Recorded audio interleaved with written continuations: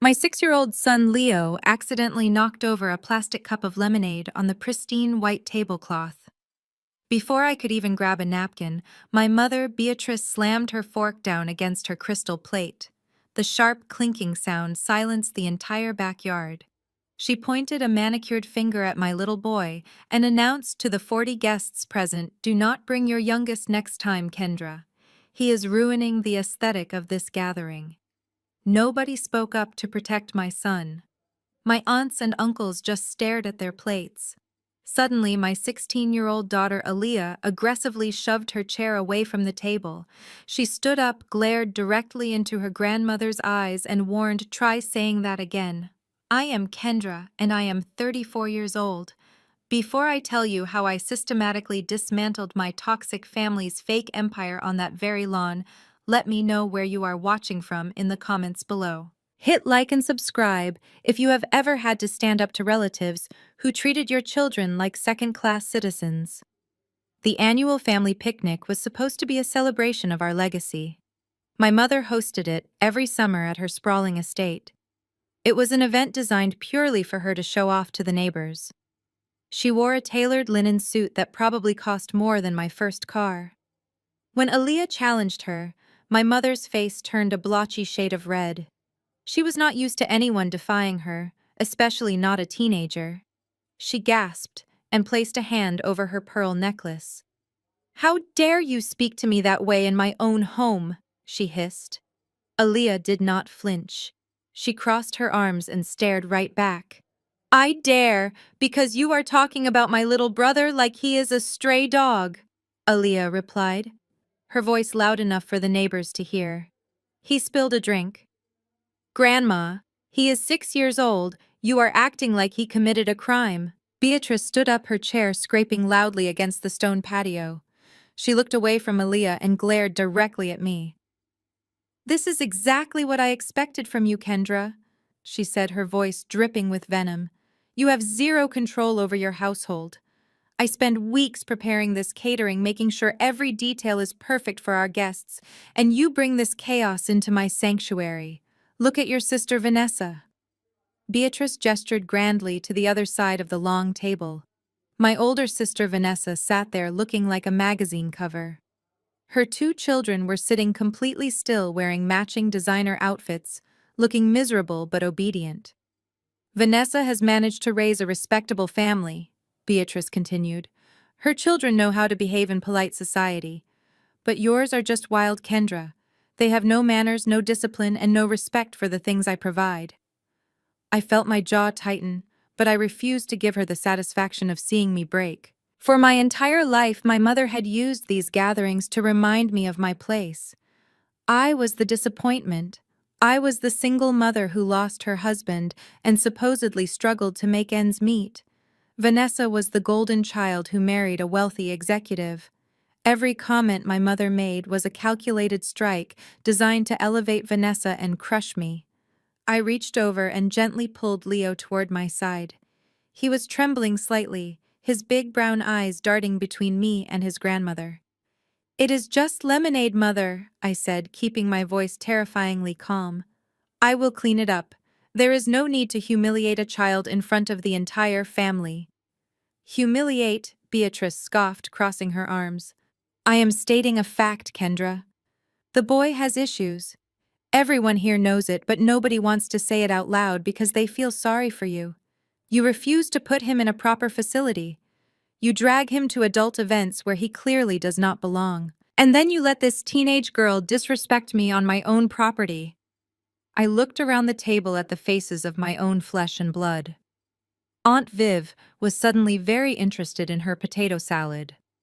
Uncle Marcus was staring at the sky. Not a single person had the courage to tell Beatrice she was out of line.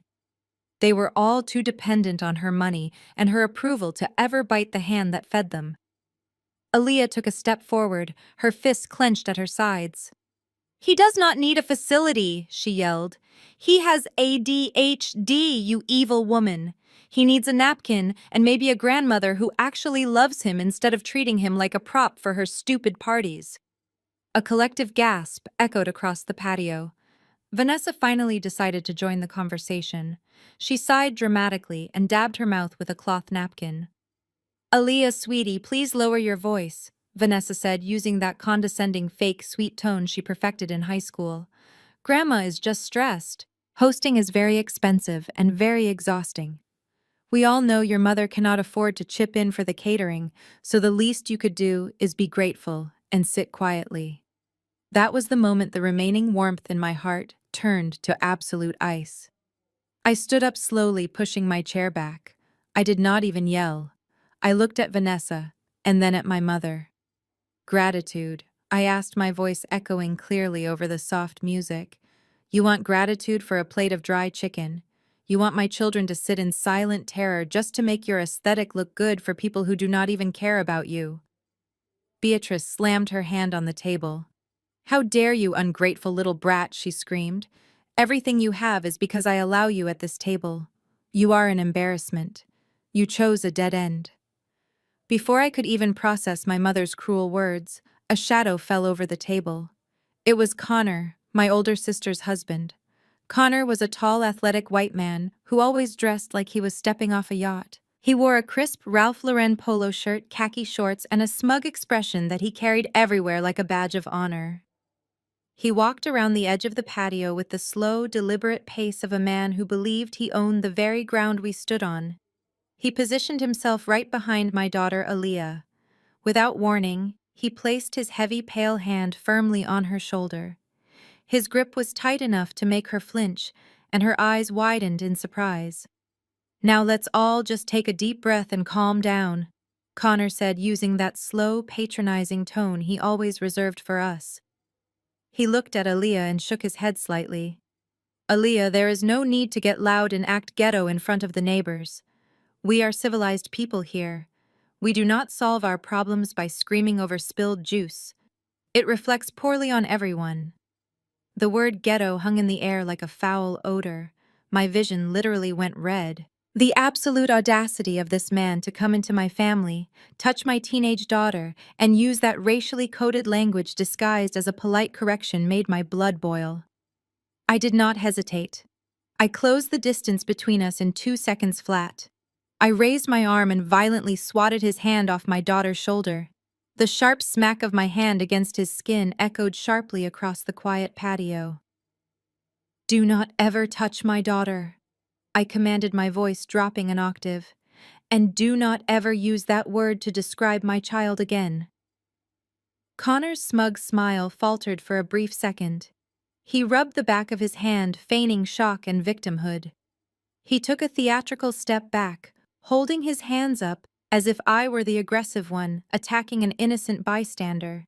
He looked at my mother, and then at the rest of the family, playing the role of the unjustly attacked peacemaker. Wow, Kendra. He chuckled nervously, looking around at the rest of the family to gather his audience. I am just trying to keep the peace here.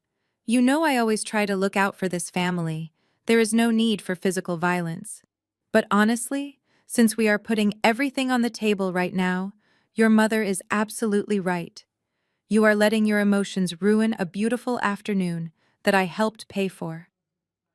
He gestured grandly to the catered buffet, the elaborate floral arrangements, and the hired waitstaff, who were now awkwardly staring at the ground, wishing they were anywhere else. Do you know how much a spread like this costs in today's economy? Connor asked rhetorically, his voice dripping with arrogance. I do. Because my year-end bonus from the investment firm covered more than half of it. I work 70 hours a week on Wall Street, making sure Vanessa and this entire family can enjoy a lifestyle they could never achieve on their own. I elevated this family, Kendra. I took you all out of mediocrity. The least you could do is show some respect to the people who subsidize your very existence. I stared at him, letting his ridiculous savior complex wash over me. Connor truly believed he was the white knight who had swooped in to rescue my poor, struggling black family from ourselves. He loved playing the wealthy benefactor because it gave him an excuse to treat us like his personal charity cases. He believed his Wall Street money bought him the right to insult my children, command our obedience, and demand our constant submission at every family gathering. He was not finished yet. He looked down at Leo, who was now clinging tightly to my leg, burying his face in my skirt. And as for the boy, Connor continued, lowering his voice to sound almost clinical and concerned. Let us be realistic here for a minute. Leo is disruptive. He cannot function in normal, high-class social settings without causing a scene. You are doing him a massive disservice by dragging him around pretending he is just like every other normal kid. I have some powerful connections at a highly rated residential facility upstate. They specialize in children with his severe behavioral deficits. If money is the issue, Vanessa and I could probably sponsor his tuition for the first year. It would be a decent tax write-off for my firm anyway. It is the best place for him, Kendra. Away from polite society, where he will not be a burden to people trying to enjoy their Sunday afternoon. A residential facility. He was actively suggesting I lock my 6-year-old son away in an institution because he spilled a cup of lemonade at a family barbecue. The sheer cruelty of his words was staggering, but what sickened me more was the reaction of my own family. My mother, Beatrice, nodded slowly in agreement, her face showing immense relief that someone had finally said it. Vanessa was looking at Connor with utter adoration, as if he had just offered to cure a rare disease, rather than exile her own nephew. Connor crossed his arms and looked down at me, his heavy gold Rolex watch catching the bright afternoon sun. I am giving you a practical solution, Kendra. You are a single mother, clinging to the memory of a husband who left you nothing but debts and 2 very difficult kids. I am offering you a generous way out. All you have to do is say thank you, swallow your pride, and learn your place in this family hierarchy. He was so incredibly confident. He stood there basking in his own arrogance, completely unaware that he had just handed me the match to burn his entire fake empire to the ground. He thought I was just a broke widow who needed his handouts to survive. He thought I was a low-level desk clerk who spent her days pushing papers for a meager salary. He had absolutely no idea what I actually did for a living, or the kind of immense power I currently held in my hands. I did not scream or cry. I simply looked at the expensive watch on his wrist and smiled. My smile seemed to trigger something deep and ugly inside my sister Vanessa. She slammed her expensive crystal wine glass down on the table so hard the delicate stem nearly snapped in half. She pushed her heavy wrought iron chair back and marched over to where Connor was standing, her designer heels clicking sharply against the polished stone patio. What exactly is so funny, Kendra? She demanded, her voice tight with indignation and pure malice.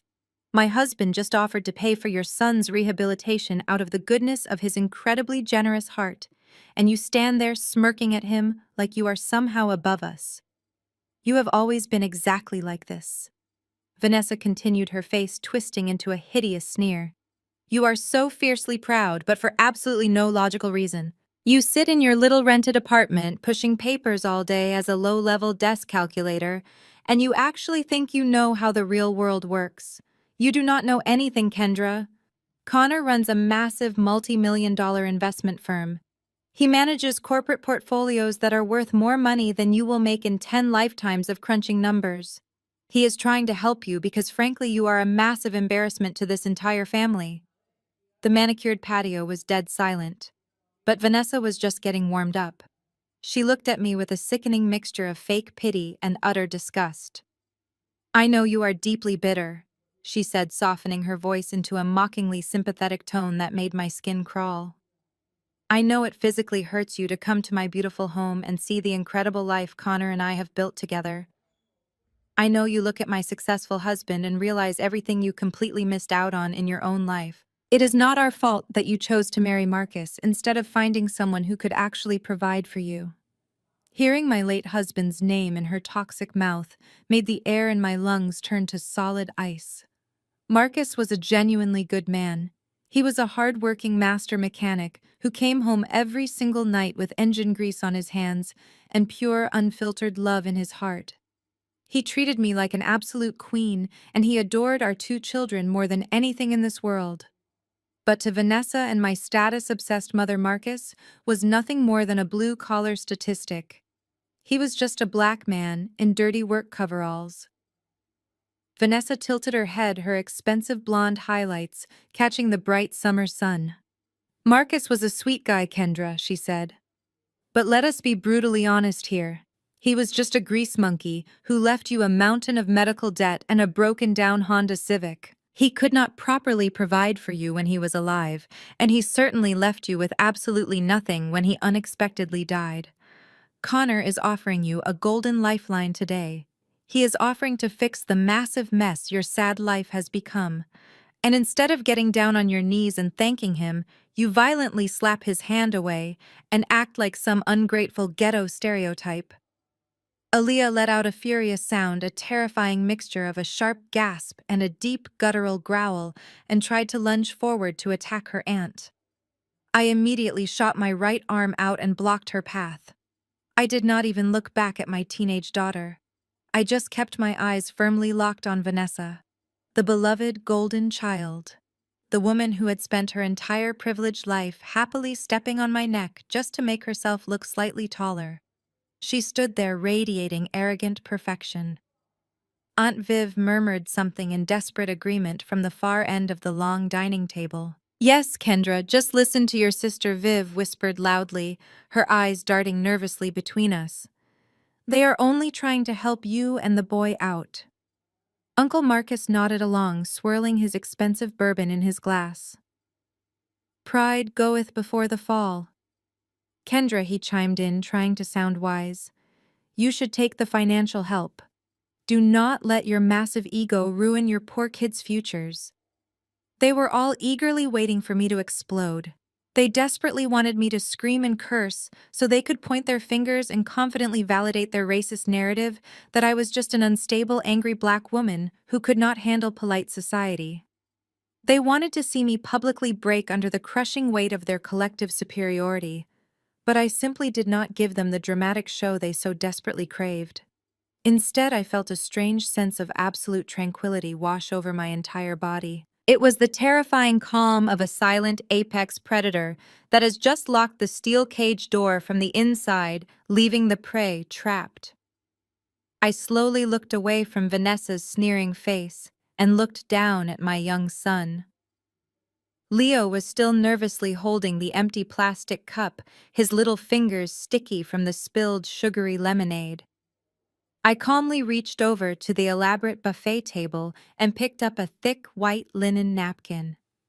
I knelt down on the hard stone patio, completely ignoring Connor, Vanessa, and my mother, who were aggressively looming over me. I gently took Leo's small, trembling hands in mine and carefully began to wipe the sticky residue from his little fingers. "It is okay, baby," I whispered to him, my voice incredibly soft and remarkably steady. "Do not worry about this little mess. Everything is going to be perfectly clean very soon." I stood back up smoothly, dropping the soiled napkin onto the pristine white tablecloth right next to my mother's expensive crystal plate. I elegantly smoothed down the front of my skirt. Then I looked directly at Vanessa and smiled again. It was not a defensive smile. It was a soft, terrifying smile of pure, unadulterated anticipation. My smile seemed to unnerve Vanessa. She shifted her weight nervously, adjusting the strap of her bright red, authentic Birkin bag on her shoulder. That bag was her prized possession, a symbol of her supposed superiority. I stood up to my full height, smoothing my skirt. "Vanessa," I said, my voice carrying perfectly in the quiet air. "You talk a lot about Connor's massive wealth and his multi-million-dollar portfolios. You love to remind everyone how he subsidizes this family. But if Connor is so incredibly rich, I have a very simple question for you. Why was his platinum corporate card declined at the Starbucks on Fifth Avenue 3 days ago when you tried to buy a $5 iced latte?" The color drained from Vanessa's face so fast she looked like she might faint. Her mouth fell open but no sound came out. She looked frantically at Connor, her eyes wide with panic. The perfectly manicured facade she had maintained for years cracked right down the middle. "How did you know about—" She started to ask before she caught herself realizing she was admitting it in front of the entire family. She snapped her mouth shut and took a step back, clutching her expensive bag against her chest, like a shield. Connor reacted exactly like a cornered animal. His face flushed a dark, angry red. "That is an absolute lie!" He bellowed, his voice booming across the patio. "You are completely delusional, Kendra." My card was not declined. The chip reader at the store was broken. It was a technical glitch with the bank network. "You are seriously standing here inventing pathetic lies about my finances just to distract everyone from your own miserable life." He pointed a shaking finger at me, trying to regain his position of power. "I have more money in my checking account than you will ever see in your lifetime, you jealous little rat." But the seed of doubt had already been firmly planted. The silence on the patio felt different now. It was no longer the silence of people watching a train wreck. It was the silence of people doing math in their heads. My relatives were suddenly exchanging very nervous glances. Connor always threw money around, but if his card was declined for a simple coffee, something was very wrong. I did not back down. "A technical glitch," I repeated slowly, tasting the desperation in his words. "That is a fascinating excuse, Connor. Except the barista clearly told you the card was frozen due to suspicious activity, and then you had to pay with a $20 bill you found crumpled in the bottom of Vanessa's purse. You looked incredibly stressed for a man who claims to be a Wall Street titan." Before Connor could shout another excuse, my family intervened. But they did not intervene to question the man who might be lying to them. They intervened to protect their meal ticket. Aunt Viv marched forward, her face twisted in a scowl. "Stop this right now, Kendra," she ordered, pointing a finger in my face.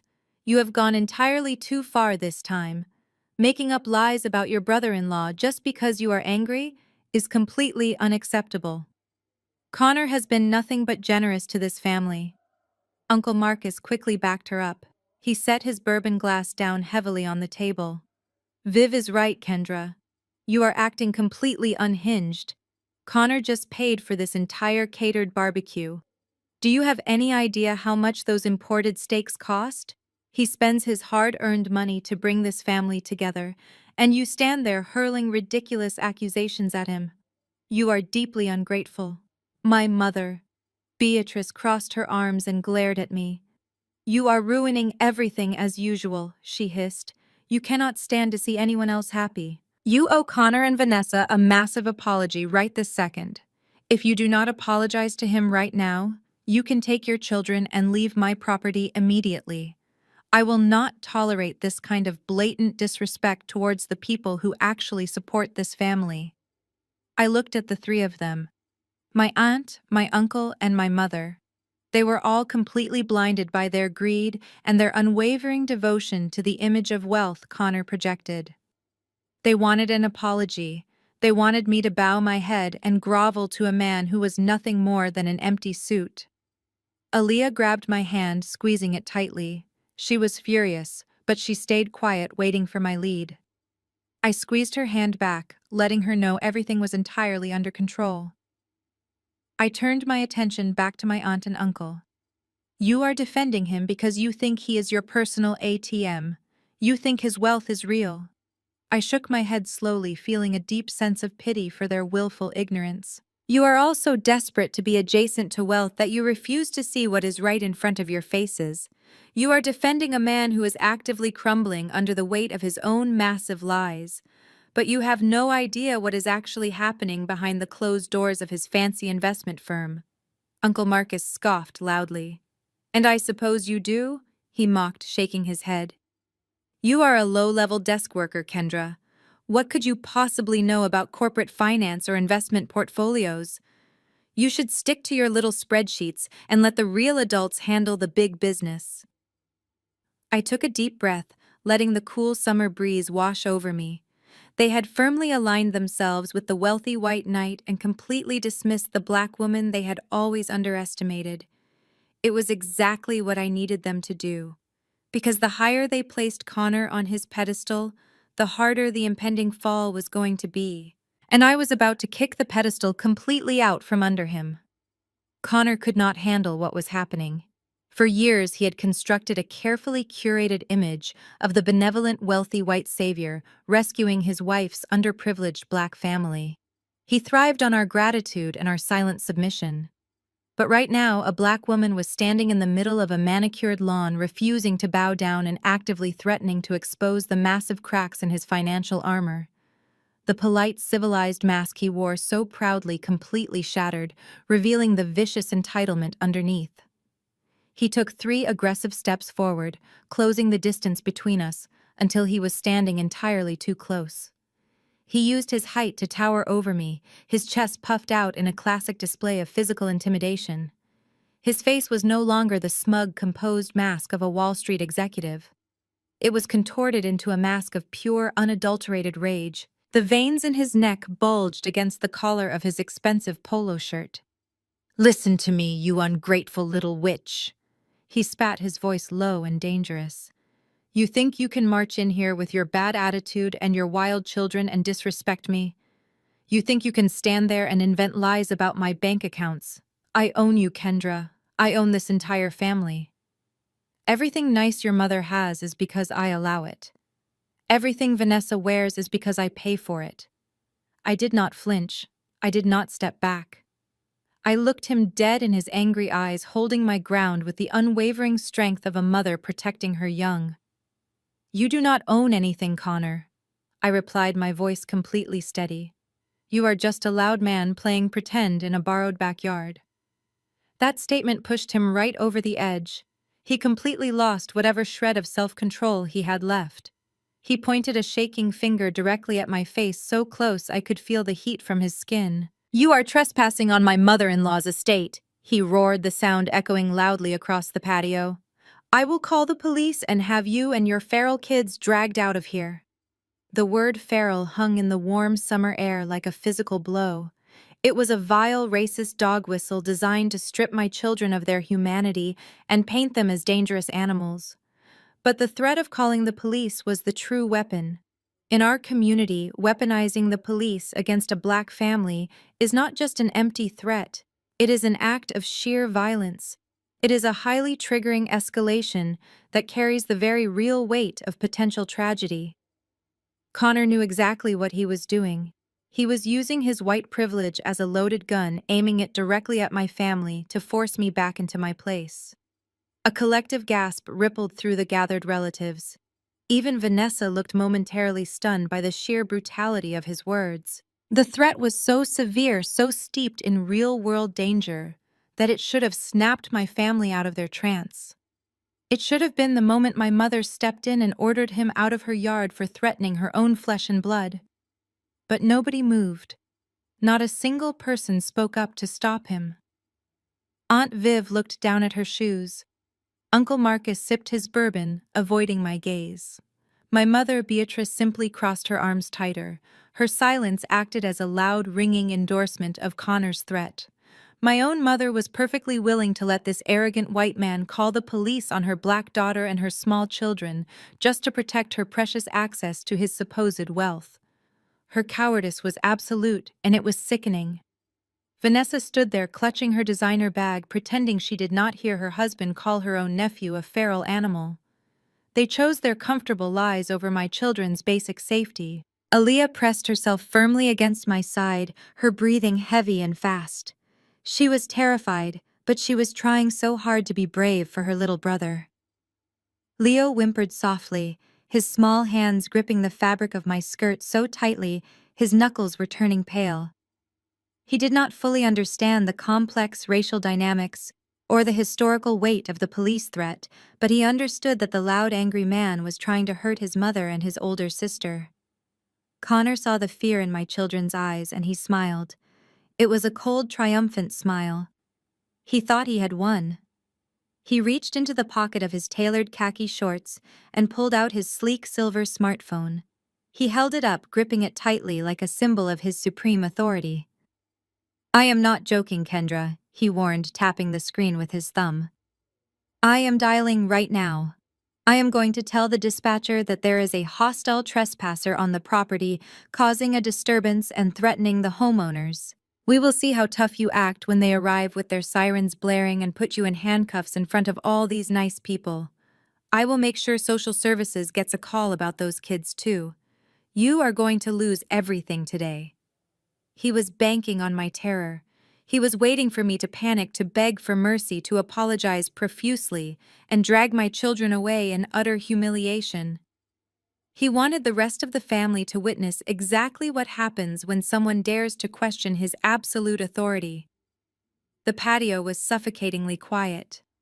Everyone watched, holding their breath, waiting for my inevitable surrender.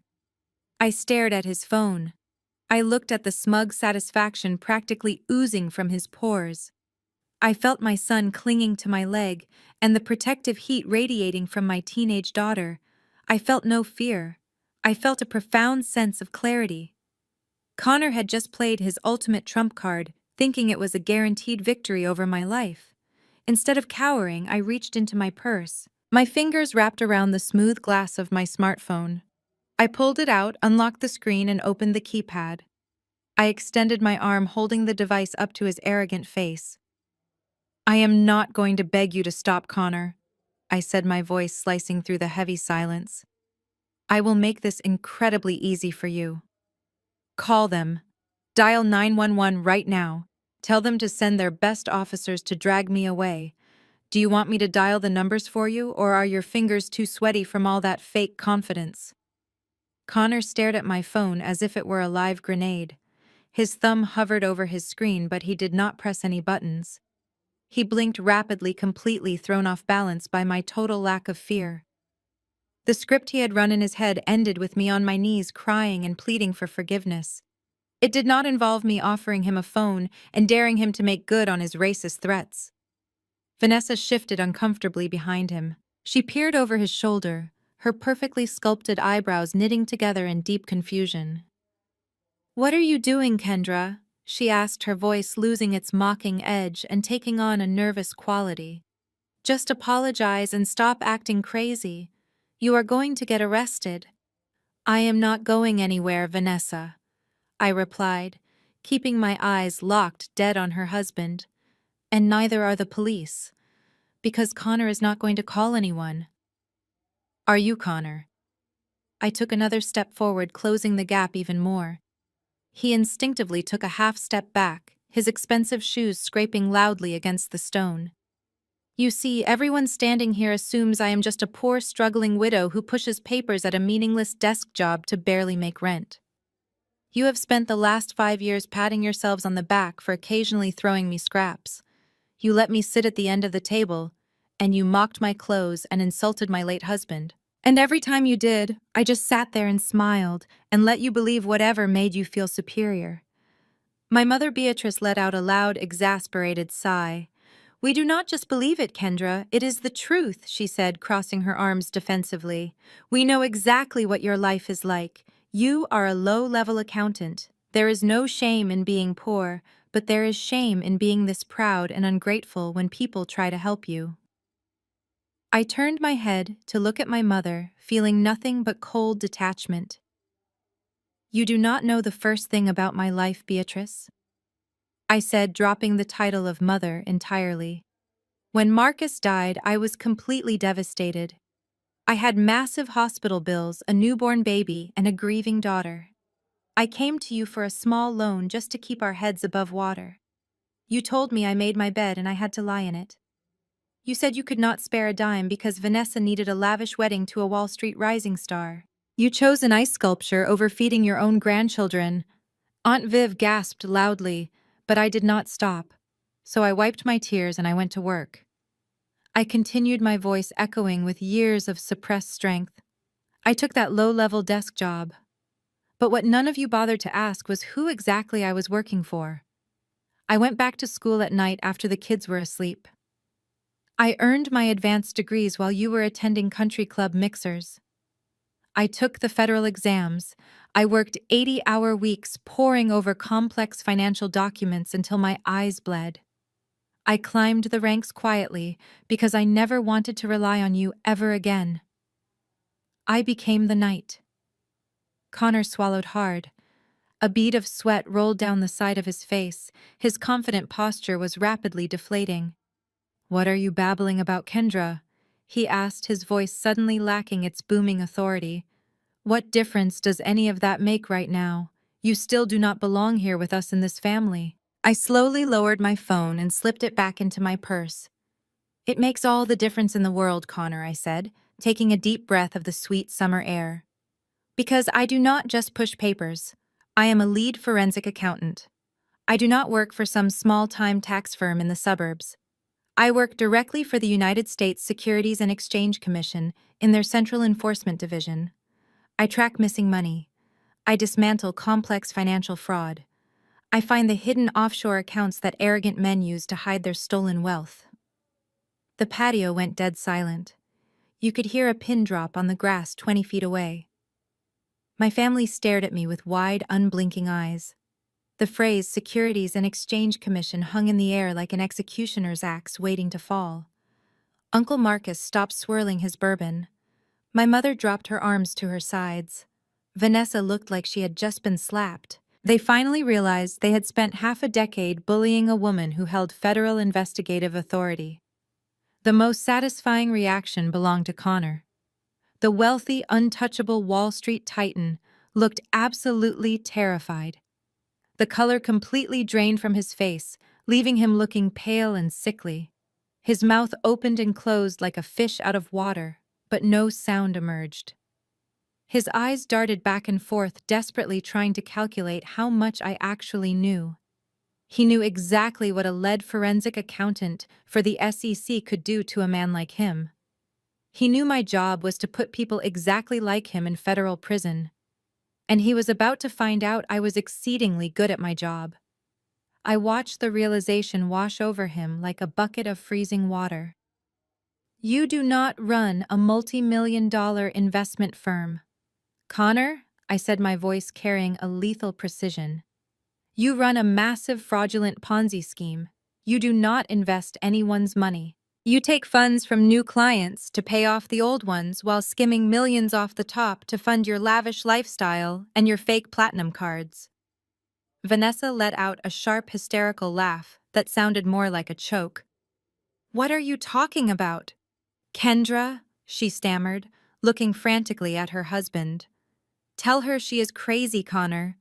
Tell her she does not know what she is talking about. We have statements. We have portfolios. We have accountants." "Yes, Vanessa, you have accountants," I replied, stepping closer to the table where the expensive imported steaks were getting cold. "But your husband made a fatal miscalculation. He thought he was smarter than the federal government." For the past 18 months, my specialized team at the Securities and Exchange Commission has been quietly tracking every single wire transfer, every offshore shell company, and every fake dividend payment that came out of his miserable little firm. We followed the money, Connor. We followed it through the Cayman Islands, through the fake real estate holdings in Delaware, and right back to your personal checking accounts. Connor's knees actually buckled slightly. He reached out and grabbed the back of a patio chair, just to keep himself standing upright. The arrogant white knight who had threatened to call the police on my children just moments ago was now physically shaking in his expensive leather loafers. He opened his mouth to deny it, to scream another insult, but his throat was completely dry. "You thought your card was declined at Starbucks because of a technical glitch?" I asked, tilting my head and smiling that cold, terrifying smile once again. "There was no glitch, Connor. Your platinum card was declined because at exactly 8 o'clock on Friday morning, I personally signed the federal injunction to freeze every single financial asset tied to your name.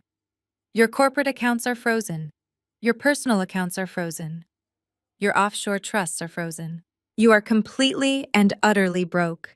You do not even have enough legally obtained money to buy a cup of coffee, let alone pay for my son's residential facility." The silence that followed was entirely different from the previous silences. This was the deafening silence of a bomb detonating in a crowded room. The shockwave radiated outward, hitting every single person sitting around that long table. They were not just processing the fact that Connor was a criminal.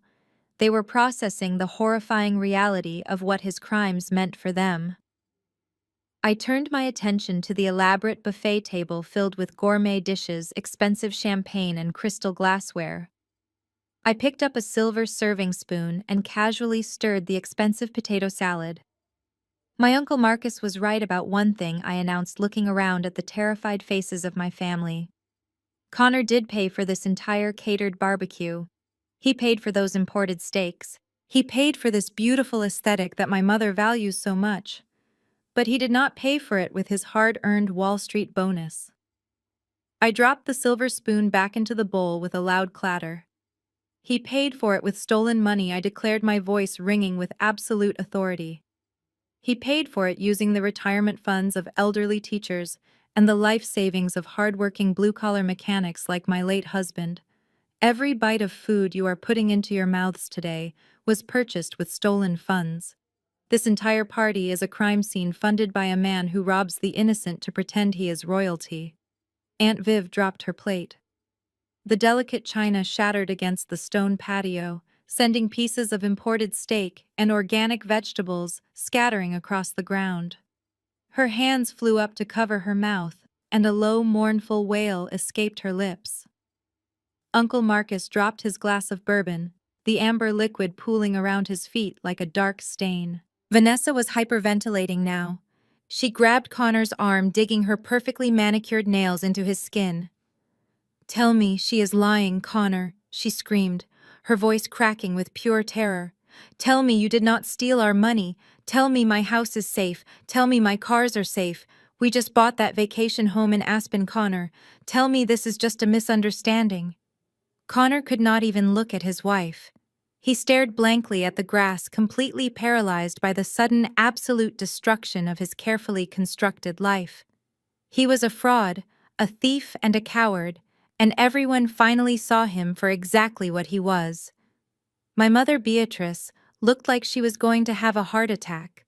She clutched her pearl necklace so tightly the strings snapped, sending small white pearls bouncing across the stone patio like tiny hailstones.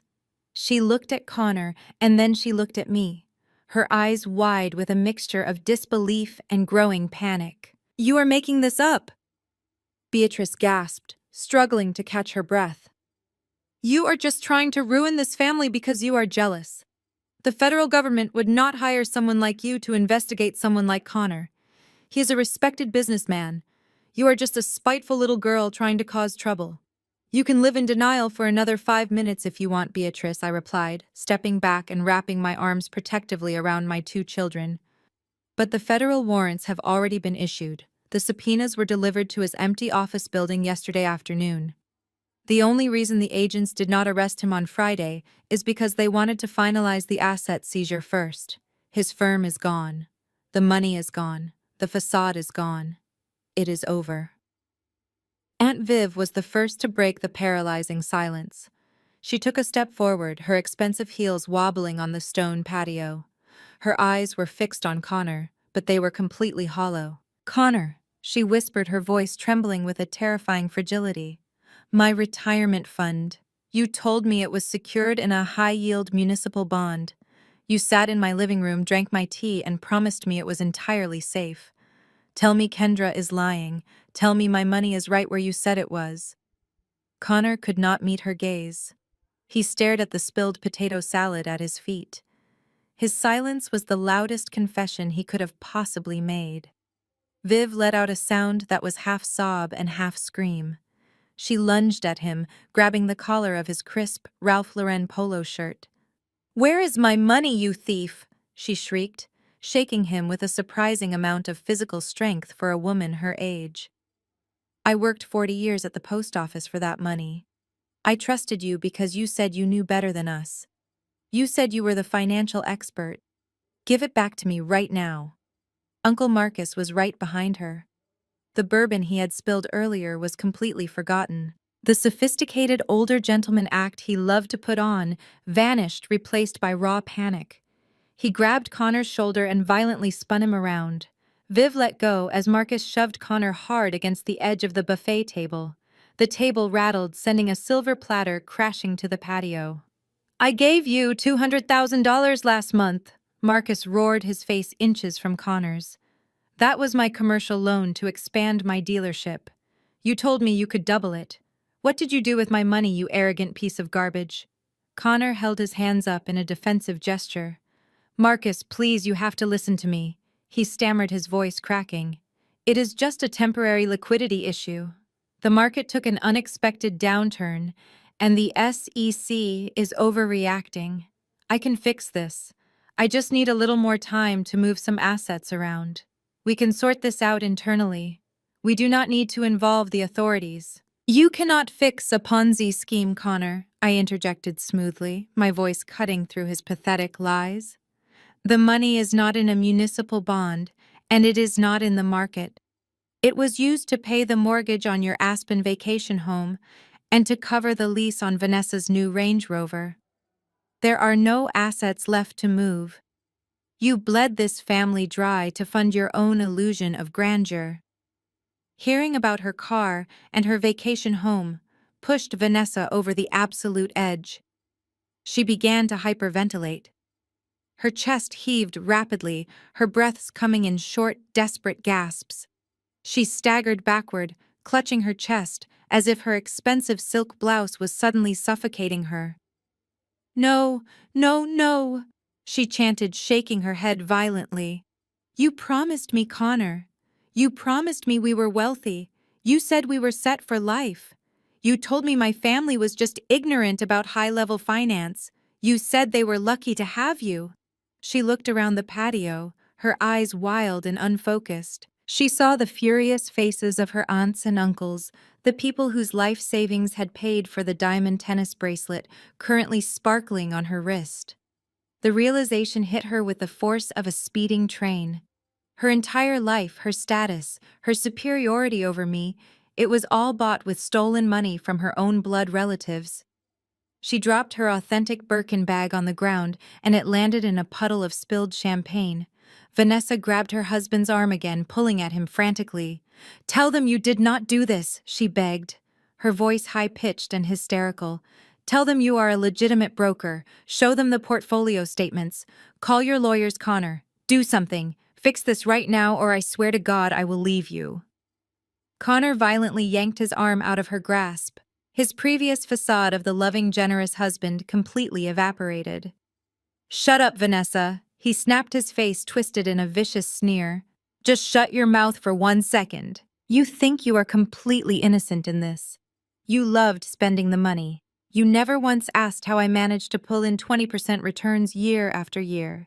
You just wanted the designer bags and the country club memberships. You are just as complicit as I am. You enjoyed looking down on your sister just as much as I did." Vanessa gasped, stepping back as if he had physically struck her. She covered her mouth with both hands, tears finally streaming down her perfectly contoured face, ruining her expensive makeup. She was completely broken. The patio descended into absolute chaos. The relatives who had spent the entire afternoon kissing Connor's ring were now actively trying to tear him apart. Cousins who had handed over their college savings were screaming obscenities. Aunts who had mortgaged their homes on his advice were weeping openly on the grass. The elegant garden party had transformed into a vicious feeding frenzy. The very people who had watched in silence while Connor threatened to call the police on my black children were now demanding street justice. They surrounded him, grabbing his clothes, demanding their stolen money. Connor tried to escape, but Marcus shoved him against the table. "You are not going anywhere," Marcus growled. "You will sit here and write me a check."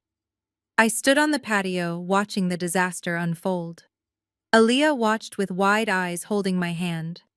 Leo was tucked safely behind my legs. I had not laid a single finger on Connor. I simply turned on the light and let the cockroaches scatter. The people who enabled his toxic behavior were now executing his downfall. The screaming and shoving continued around the buffet table, but a sudden sharp movement caught my eye. My mother Beatrice stepped away from the frantic crowd. Her expensive linen suit was wrinkled, and her broken pearl necklace still lay scattered across the stone patio. But she was not looking at Connor. She was not looking at the man who had just destroyed her sister's retirement or her brother's business. She was staring directly at me, and her eyes were filled with an absolute, unhinged hatred. The kind of hatred you reserve for a sworn enemy, not your own flesh and blood.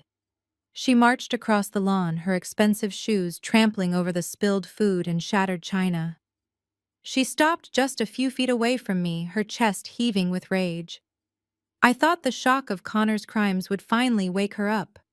I thought seeing her golden child's husband exposed as a federal criminal would shatter her delusions. I was entirely wrong. Beatrice did not care about the stolen money. She only cared about the public humiliation. And in her twisted mind, the person responsible for this humiliation was not the thief who committed the crimes, but the daughter who exposed them. "You planned this," Beatrice hissed, her voice trembling with a terrifying fury. "You orchestrated this entire thing just to destroy your sister. You could not stand seeing Vanessa happy. You could not stand seeing her living the life you always wanted but were too lazy and stubborn to achieve. So you used your little government job to launch a malicious vendetta against an innocent man." I looked at her in genuine disbelief. "An innocent man?" I repeated slowly. "Beatrice, he just confessed to stealing hundreds of thousands of dollars from your own brother and sister. He stole from this family. He lied to you for years. Are you honestly standing here blaming me for his federal crimes?" "He made a mistake," Beatrice yelled, waving her hands frantically in the air. "Businessmen make mistakes, Kendra. The market fluctuates. People borrow money to cover their losses. It is complicated high-level finance that you simply do not understand. If you had just kept your mouth shut and stayed out of his business, he could have fixed it. He could have paid everyone back quietly without causing a scene. But you had to bring your jealousy into my home and ruin the family name on purpose out of pure spite." Her logic was so fundamentally broken I almost laughed.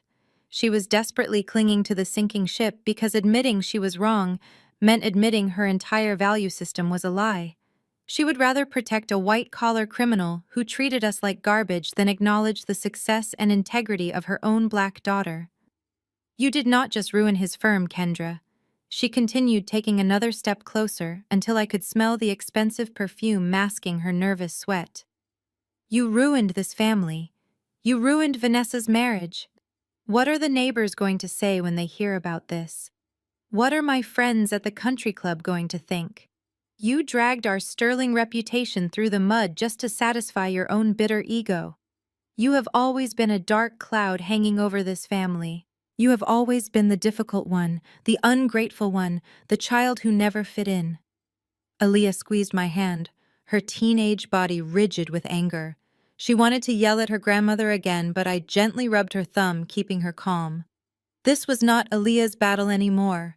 This was the final severing of a bond that had been rotting for decades. "I am not a dark cloud, Beatrice," I said, my voice steady and completely void of any affection. "I am the only person standing on this patio who is not living a lie. I built my life with my own two hands. I protect my children. I work a hard, honest job. I did not force Connor to steal. I simply held him accountable. If holding a thief accountable ruins your family name, then your name was completely worthless to begin with." That statement was the final nail in the coffin. Beatrice drew herself up to her full height, her face a mask of absolute disgust. She looked at me, at Aaliyah, and at young Leo, who was still hiding behind my legs. She looked at us as if we were a disease she needed to eradicate from her pristine property. "You are no longer my daughter," she declared, her voice carrying over the shouts of Uncle Marcus and Aunt Viv. The words hung in the air, heavy and final. "Do you hear me, Kendra? You are dead to me. You are officially disowned. I will not have a jealous, vindictive snake in my family. I will not allow you to stand on my grass and look down on us. You have brought nothing but shame to my doorstep since the day you married that worthless mechanic, and you have finally succeeded in destroying everything I built." She raised her hand and pointed a trembling finger toward the massive wrought iron gates at the end of the long driveway. "Get off my property!" she screamed, her voice cracking under the intense strain. "Take your wild children and get off my property right now. You are trespassing. I never want to see your face again. I never want to hear your voice again. Leave my home and do not ever come back." The few relatives who had stopped yelling at Connor turned to watch the spectacle. They witnessed a mother completely discarding her own child to protect the illusion of wealth. It was the ultimate betrayal. It was the absolute lowest point a parent could reach. But as I stood there listening to her banish me from her life, I did not feel an ounce of sadness. I did not feel the crushing weight of rejection that she so desperately wanted me to feel. I felt entirely liberated. Because Beatrice had just played exactly into my hands, she had invoked the sacred boundaries of her precious property. She had used her ownership of this sprawling estate as her final weapon against me. And she had absolutely no idea what was waiting for her in the trunk of my car. I did not move an inch when she pointed toward the gates. I simply turned my head slightly and looked at my 16-year-old daughter. Aaliyah knew exactly what to do. Without saying a single word to her grandmother, Aaliyah turned around and walked calmly down the long stone pathway that led to the paved driveway. The entire patio watched her in bewildered silence. Beatrice kept her trembling finger pointed toward the exit, expecting me to gather my frightened son and follow my daughter in utter defeat. But I stayed firmly planted on the grass, right next to the ruined buffet table, holding Leo's hand. The only sounds left in the backyard were the distant chirping of summer birds and the heavy, frantic breathing of my sister Vanessa. Everyone watched Aaliyah reach my modest dark gray sedan parked near the edge of the manicured lawn. She opened the trunk and reached inside. When she turned back around, she was carrying a large, heavy black leather briefcase. It looked entirely out of place at a sunny, backyard barbecue. It was the kind of briefcase you bring to a federal courtroom, not a family picnic. Aaliyah walked back up the stone pathway with the same deliberate, terrifying calm that I felt. She carried the heavy leather case with both hands, her chin held high, completely unbothered by the stares of her furious relatives. Beatrice slowly lowered her arm, her expression shifting from absolute rage to deep confusion. "What is that?" She snapped, her voice lacking its previous booming authority. "What game are you playing now, Kendra? I told you to get off my property." I ignored her. Aaliyah reached my side and handed the briefcase to me. I took it, feeling the familiar reassuring weight of the leather and the brass hinges. I turned toward the long dining table. It was an absolute disaster zone of spilled potato salad, shattered crystal glasses, and half-eaten expensive steaks. I reached out and violently swept a large floral centerpiece off the table. The heavy glass vase shattered against the stone patio, joining the ruins of Aunt Viv's plate. Vanessa shrieked and jumped back, grabbing Connor's arm again. "Have you completely lost your mind?" Vanessa yelled. "You are destroying my mother's patio." I placed the heavy black briefcase right in the center of the cleared space on the white linen tablecloth. The brass latches gleamed in the afternoon sun. I rested my hands flat on top of the smooth leather. "I am not playing any games, Beatrice," I said, looking directly at my mother. "You just stood there and loudly declared that I was trespassing on your property. You made a very grand spectacle of throwing me out of your home to protect a criminal. You were so incredibly proud to use this massive estate as a weapon to remind me that I am nothing compared to you and your wealthy son-in-law." I popped the left brass latch. It opened with a sharp metallic snap that echoed loudly across the quiet patio. I popped the right latch. It made the exact same crisp sound. Uncle Marcus stopped trying to interrogate Connor and turned his full attention to the briefcase. Aunt Viv wiped her tear-stained face and took a hesitant step closer. Even Connor, who was still drowning in his own impending federal prison sentence, looked up with wide, panicked eyes. He knew exactly what kind of damage a federal accountant kept in a secure leather briefcase. I slowly lifted the lid. Inside, resting on the dark velvet lining, was a thick stack of official legal documents. They were printed on heavy, watermarked paper and bound together with thick metal clips. I reached inside and pulled the entire stack out, placing it gently on the ruined tablecloth for everyone to see. Beatrice scoffed, crossing her arms again defensively. "What is that?" she demanded. "Are you trying to show us your little federal spreadsheets?" Do you think bringing office paperwork to my house is going to magically change the fact that you are no longer welcome here? I do not care what kind of fancy job you secretly have, Kendra. This is my house and I want you gone, Ran my hand over the top page of the thick stack. It was not a spreadsheet. It was a certified bank document, and stamped across the top right corner in massive bold red ink was a very specific legal word. The red ink was so bright it practically glowed against the crisp white paper. It was a word that destroyed families, ruined credit scores, and dismantled entire legacies. I am not here to show you my spreadsheets, Beatrice, I replied, my voice completely devoid of any emotion. I am here to do my job. As a forensic accountant, I do not just track stolen money, I track the physical assets purchased and leveraged by that stolen money. I track the collateral. I track the desperate massive loans taken out to keep the fraudulent scheme afloat. When the walls start closing in. I picked up the first packet of documents and held it up so the bright red stamp was visible to the entire patio. The bold red letters spelled out the word foreclosure. The collective breath of the family hitched. Vanessa let out a tiny confused whimper. Beatrice stared at the red stamp, her eyes narrowing as she tried to comprehend what she was looking at. "What is that?" she asked, her voice dropping to a nervous whisper. "What does that have to do with me?" I took 2 steps forward, holding the document right in front of her face. "You love this estate," I said softly.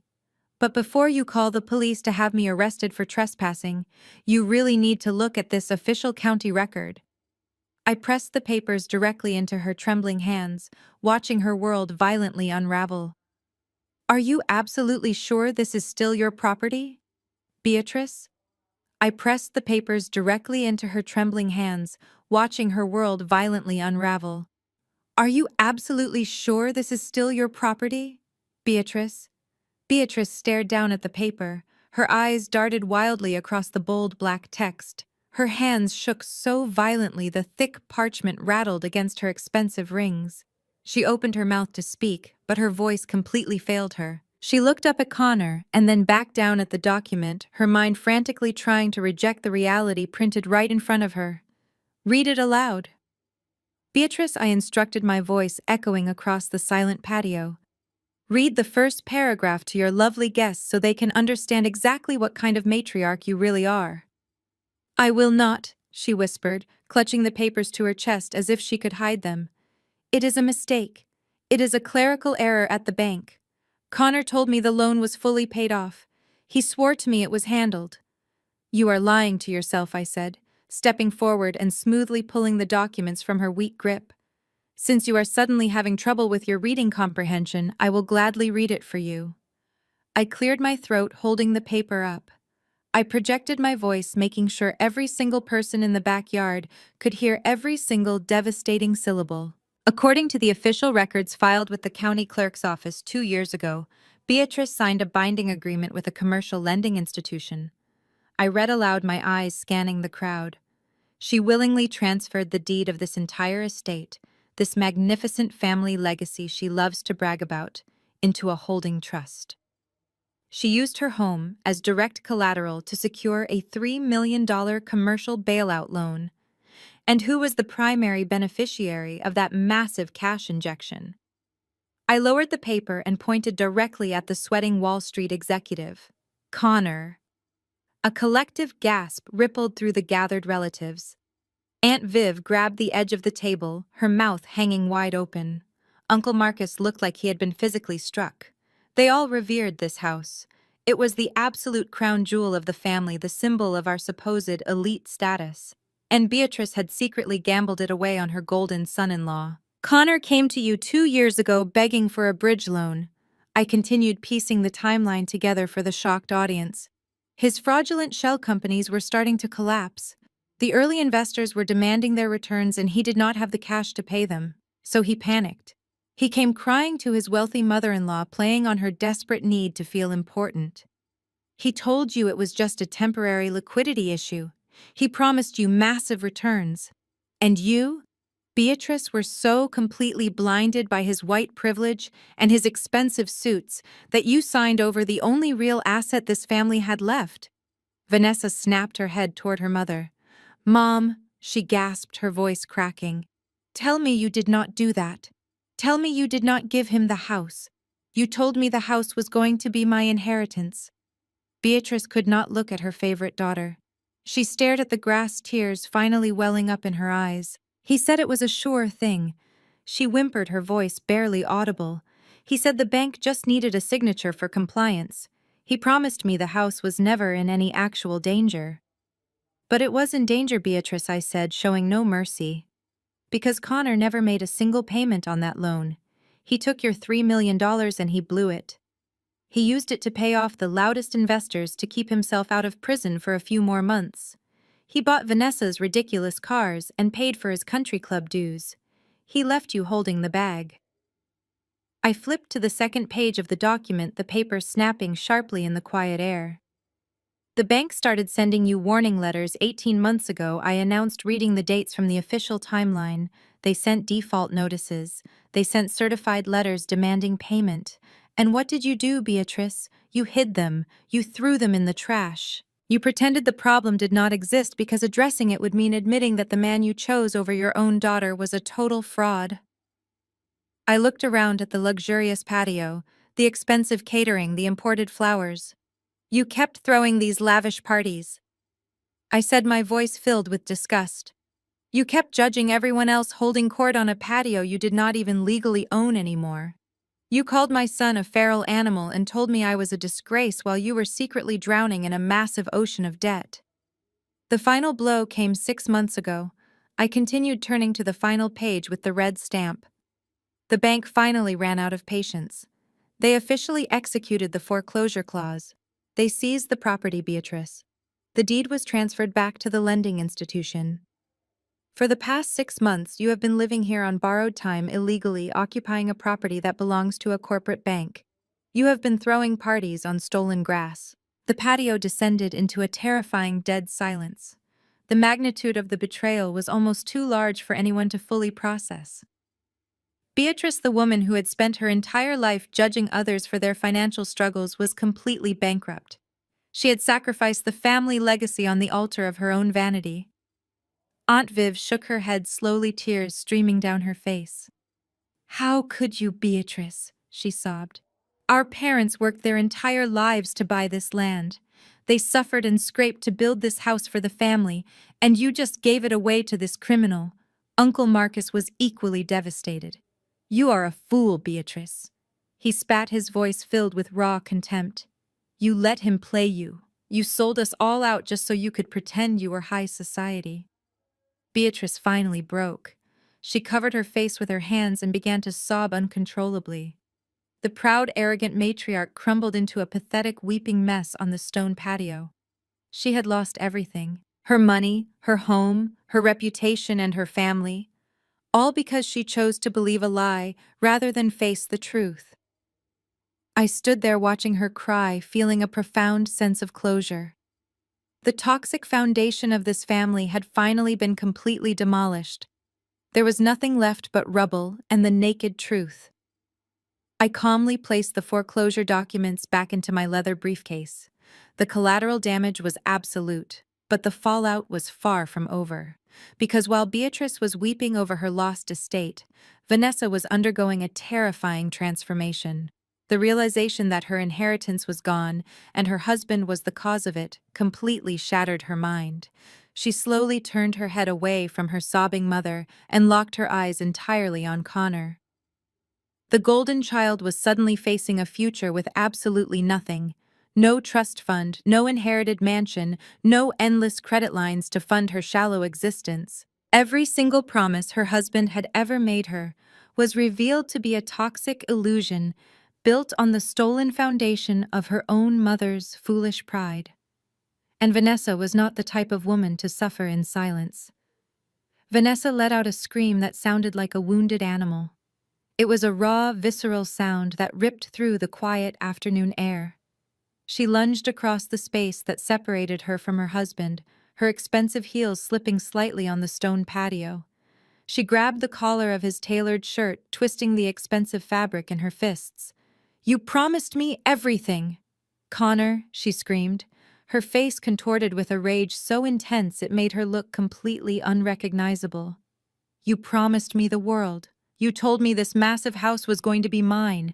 You told me my children were set for life and we would never have to worry about anything." Connor tried to back away, but she held on tight. She began striking him repeatedly on his chest and shoulders. The dull thuds of her fists hitting his body echoed loudly across the ruined patio. "You ruined my life!" she shrieked, her voice breaking into a hysterical sob. "You told me I was going to inherit this estate. You told me we were richer than anyone else in this entire miserable town. You made me believe I was invincible." Connor raised his arms to shield his face from her frantic blows. "Stop it, Vanessa," he hissed, glancing nervously around at the relatives who were watching them with horrified fascination. "Stop making a scene. We can still fix this. We just need to hire the right lawyers and make a few strategic phone calls." "There are no lawyers," she screamed, hitting him even harder. "There is no money left to hire anyone. You gave my mother's house to the bank. You stole from our own family to pay for your stupid mistakes. What am I supposed to tell my friends? What am I supposed to tell the women at the country club? My children are going to be completely ruined." Her priorities were so incredibly twisted that even in the face of her husband going to federal prison, she was mostly concerned about her social standing at the country club. It was a pathetic display of a woman who had built her entire identity on a mountain of cash that never actually belonged to her. She raised her hand to slap him across the face, but Connor finally snapped. The polite, wealthy gentleman facade was completely gone. He reached out and grabbed both of her wrists in midair. His grip was brutal and unforgiving. He twisted her arms slightly, making her gasp in sudden pain. "You need to shut up right now," he growled, his face twisting into an ugly mask of pure malice. He did not gently push her away to calm her down. He violently shoved her backward with all his remaining strength. Vanessa stumbled backward, her expensive designer heels catching on the uneven stone patio. She lost her balance and fell hard, landing awkwardly on the ground. Her silk dress tore at the knee, and the violent impact knocked the wind out of her. She sat there on the ruined patio, looking up at the man she had worshipped for years. The entire family watched the brutal exchange in stunned silence. The golden couple, the perfect marriage, the standard by which my mother had judged everyone else, had just imploded in the most violent and humiliating way possible. Connor stood over his wife, breathing heavily, looking down at her with absolute disgust. "Do not sit there and play the innocent victim, Vanessa." He spat, his voice dripping with venom. "You are not a victim. You are a parasite. You loved the money just as much as I did. You never once cared where it came from as long as your platinum cards cleared and you could buy another ugly designer bag." Vanessa began to sob, clutching her torn dress. "I did not know," she cried, shaking her head. "I thought you were a successful broker. I trusted you with everything." "You trusted the lifestyle," he shot back, stepping closer to her. "You never cared about me. You only cared about the image. You spent hundreds of thousands of dollars a year just to prove to these pathetic people that you were somehow better than them. You needed to feel superior to your sister so badly that you drained every account I had. You are the reason I had to borrow money from your stupid mother in the first place." He pointed an accusing finger at Beatrice, who was still weeping into her hands near the buffet table. "I took that massive loan to cover your ridiculous spending habits, Vanessa," he yelled. "Your mother handed over the deed to her house because she was just as desperate to maintain the illusion of wealth as you were. You two deserve each other. You are both completely empty inside." Aunt Viv and Uncle Marcus watched the destruction of their beloved golden child with wide, horrified eyes. They had spent years telling me I should be more like Vanessa.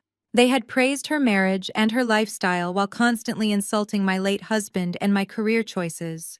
Now they were watching their idol sitting on the ground crying in a torn dress, while her criminal husband publicly humiliated her. It was a staggering display of poetic justice. The entire perfect family image was permanently shattered. There was no coming back from this absolute disaster.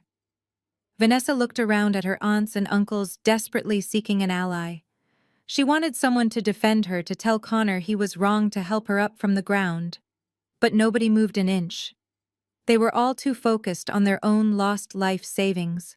They looked at Vanessa not with sympathy, but with growing resentment. She was the reason Connor had stolen their money. Her lavish lifestyle was funded directly by their stolen retirement accounts. Uncle Marcus took a heavy step toward her, his face hard and completely unforgiving. "You wore my business loan on your wrist, Vanessa," he growled. Uncle Marcus stood over Vanessa, his voice thick with rage, but before he could say another word, a high-pitched wailing sound drifted through the warm summer air. Everyone on the patio froze. The sound was faint at first, coming from the main road at the bottom of the hill, but it was growing louder and more distinct with every passing second. It was the unmistakable sound of approaching police sirens. Not just one siren, but several overlapping and echoing through the wealthy suburban neighborhood. Vanessa scrambled backward on the stone patio, her eyes wide with fresh terror. She looked at her husband, expecting him to run. But Connor did not run. Instead, a slow, deeply unsettling smile spread across his face. The smile grew into a chuckle and then escalated into a full-blown manic laugh. He threw his head back and laughed loudly, his voice echoing across the manicured lawn. The sound was completely unhinged. It was the laugh of a desperate man who truly believed he had just found a miraculous escape hatch. Connor wiped a tear of mirth from his eye and looked directly at me. His chest puffed out, returning to that familiar, arrogant posture he had displayed before I opened my briefcase. "You really thought you had me cornered, Kendra?" he said, his voice dripping with renewed toxic confidence. "You thought you could march onto this property, throw your little federal documents around, and completely destroy my life. But you forgot one very important detail. You forgot exactly who you are dealing with and where you are standing." He reached into his pocket and pulled out his sleek smartphone, waving it in the air like a trophy. "I told you I was going to call the police on you, Kendra," he gloated, stepping away from his sobbing wife. "You thought I was bluffing. You thought you called my bluff with your little SEC speech. But while you were busy giving your dramatic monologue about forensic accounting, I silently pressed the emergency panic button on my home security app. I alerted the local police department that there is a violent intruder trespassing on the estate, threatening the homeowners and causing a massive domestic disturbance. The sirens were much louder now, turning off the main road and heading directly toward the private gated entrance of the neighborhood. Aunt Viv gasped and grabbed Uncle Marcus by the arm. "The police," she whispered, her voice trembling with panic. "We cannot have the police here, Connor. We need to handle this family business privately. We need to get our money back. If they arrest you, we will never see a dime." Connor ignored her completely. His eyes were locked entirely on me, his expression filled with a sickening, triumphant glee. "They are not coming to arrest me, Viv," he sneered. "They are coming to arrest Kendra. Do you understand how the real world works, Kendra? I play golf with the chief of police. I donate heavily to the Police Benevolent Association every single year. When those officers pull up to these iron gates, they are not going to see a federal investigator. They are going to see a hostile, angry black woman trespassing on a wealthy estate, refusing to leave and terrorizing my family."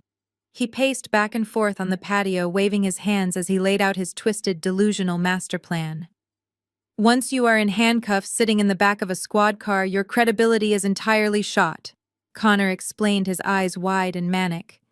"You will be booked for trespassing and disturbing the peace, and when you try to tell them about your little SEC investigation, I will simply tell my high-priced lawyers that you are a disgruntled, deranged relative carrying out a personal vendetta. I will bury you in civil lawsuits for defamation.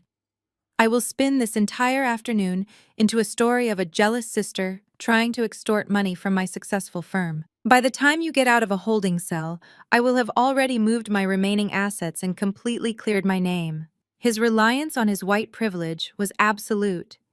He truly believed that his skin color, his expensive polo shirt, and his zip code acted as an impenetrable magic shield against any consequences. He was banking on the systemic bias of the local police to instantly side with him against me. He was weaponizing the very real racial dynamics of our society to save himself from federal prison. He looked at my teenage daughter, Aaliyah, and my young son, Leo, who was clutching my leg. And I will make sure Child Protective Services takes a very close look at your living situation. Connor added, his voice dropping to a cruel whisper. Because clearly a mother who gets violently arrested at a family barbecue is completely unfit to raise children. Beatrice, who had been weeping silently, suddenly looked up. A tiny flicker of hope crossed her tear-stained face. She desperately wanted Connor's delusional plan to work because if he won, she could somehow salvage her reputation. She wiped her eyes and stood up shakily. "Yes," she stammered, nodding her head. "Yes, the police will remove her. This is still my house until the bank officially changes the locks.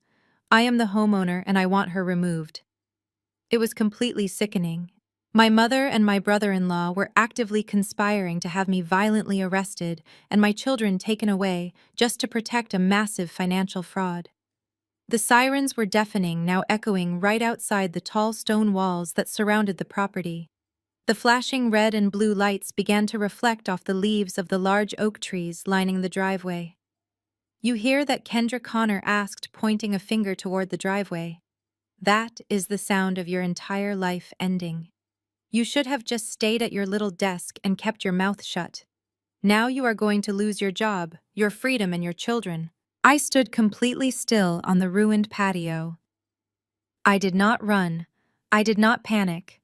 I did not gather my children and try to escape through the back gate. I simply looked at the man who was laughing maniacally while the red and blue lights danced across his face.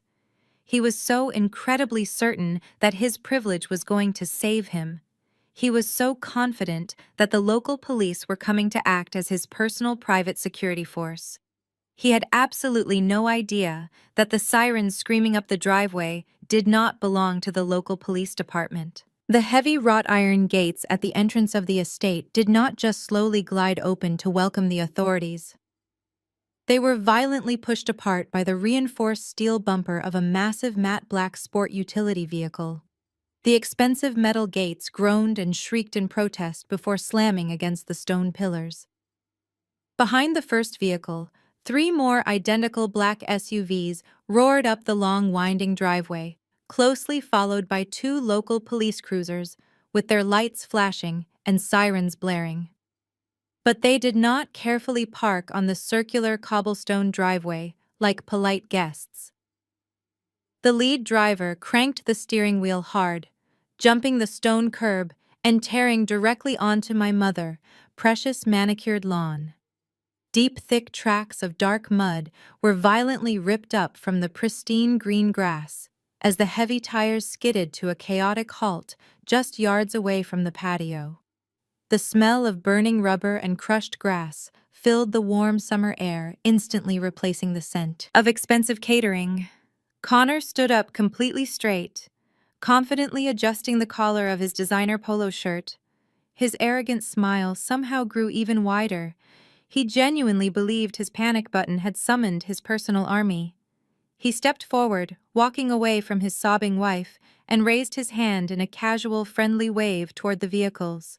"Thank God you guys got here so fast," he called out, his voice projecting absolute authority and privilege. "I am the homeowner, and I need you to remove this woman immediately. She is completely out of control."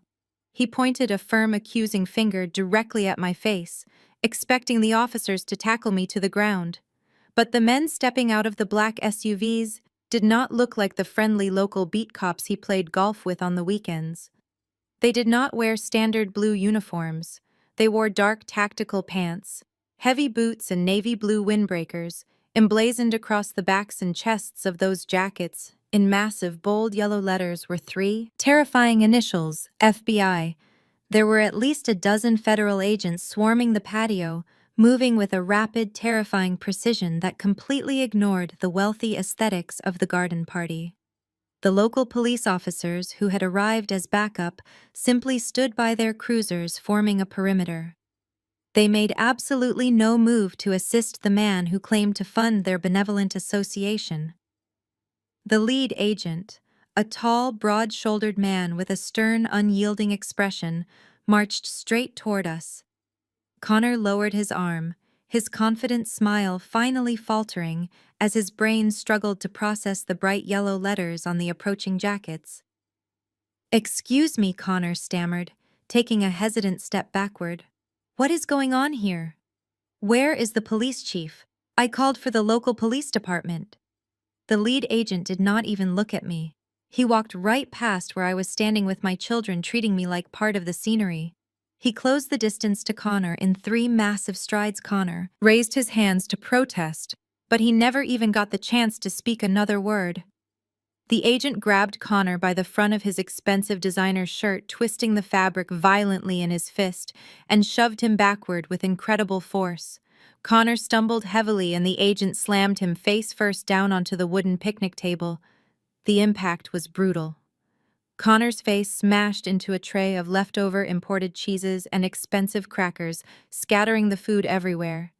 His manicured hands were instantly yanked behind his back, and the sharp metallic click of heavy steel handcuffs, locking securely around his wrists, echoed sharply over the screams of my family. Connor struggled wildly, his cheek pressed hard against the messy table. "You cannot do this!" he shrieked, his voice pitching high with absolute terror. "Do you know who I am? I am a respected investment broker. Call my lawyer. You have the wrong person." The lead agent leaned down, pressing his forearm heavily into Connor's upper back to keep him pinned against the wood. "Connor, you are under arrest by the Federal Bureau of Investigation," the agent announced, his voice a low, booming rumble that commanded absolute silence on the patio. "You are being charged with multiple counts of federal wire fraud, securities fraud, and international money laundering. We have a federal warrant for your arrest and a search warrant for your primary residence and all associated vehicles." The untouchable white knight was completely neutralized, squirming helplessly like a caught fish in front of the very people he had oppressed for years. His white privilege could not save him from federal jurisdiction. His country club memberships meant absolutely nothing to the men tightening the steel cuffs around his wrists.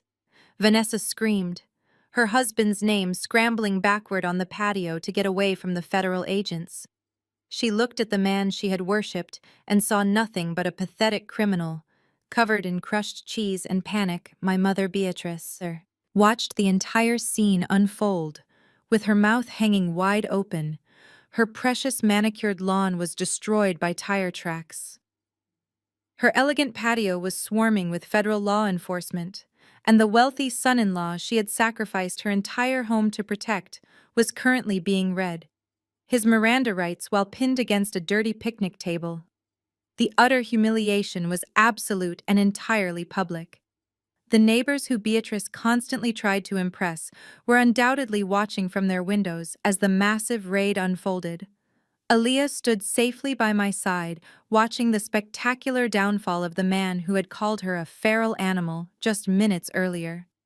Justice had arrived, and it wore a navy blue windbreaker. I did not smile or gloat. I simply watched the federal agents hoist a weeping, begging Connor to his feet and begin marching him toward the waiting black vehicles. The facade was officially dead. He was no longer a king. He was a thief, being hauled away to face justice. The federal agents did not gently guide Connor to the waiting vehicles. They physically lifted him by his armpits and dragged his expensive leather loafers across the muddy grass. He was screaming, frantically twisting his body, and demanding that someone call his defense attorney. He yelled that he knew the mayor and that he was going to sue the entire federal government for harassment. His voice cracked and pitched in absolute panic, stripping away any remaining illusion of his dignity. The lead agent simply pushed his head down and shoved him into the back seat of the massive black sport utility vehicle. The heavy door slammed shut, cutting off his frantic shouting completely. One by one, the federal agents climbed back into their vehicles. The engines roared to life and the convoy slowly turned around on the ruined lawn, tearing up even more of my mother's precious grass. As the black SUVs and the local police cruisers disappeared down the long driveway, the flashing red and blue lights faded, leaving the patio in a stunning, eerie silence. The air was thick with the smell of trampled mud and spilled alcohol. Nobody moved for a long time. The aunts and uncles who had been demanding their stolen money just minutes ago were frozen in shock. Uncle Marcus stared blankly at the driveway where his entire business loan had just vanished. Aunt Viv sat down heavily on a wrought iron chair, burying her face in her hands and crying softly.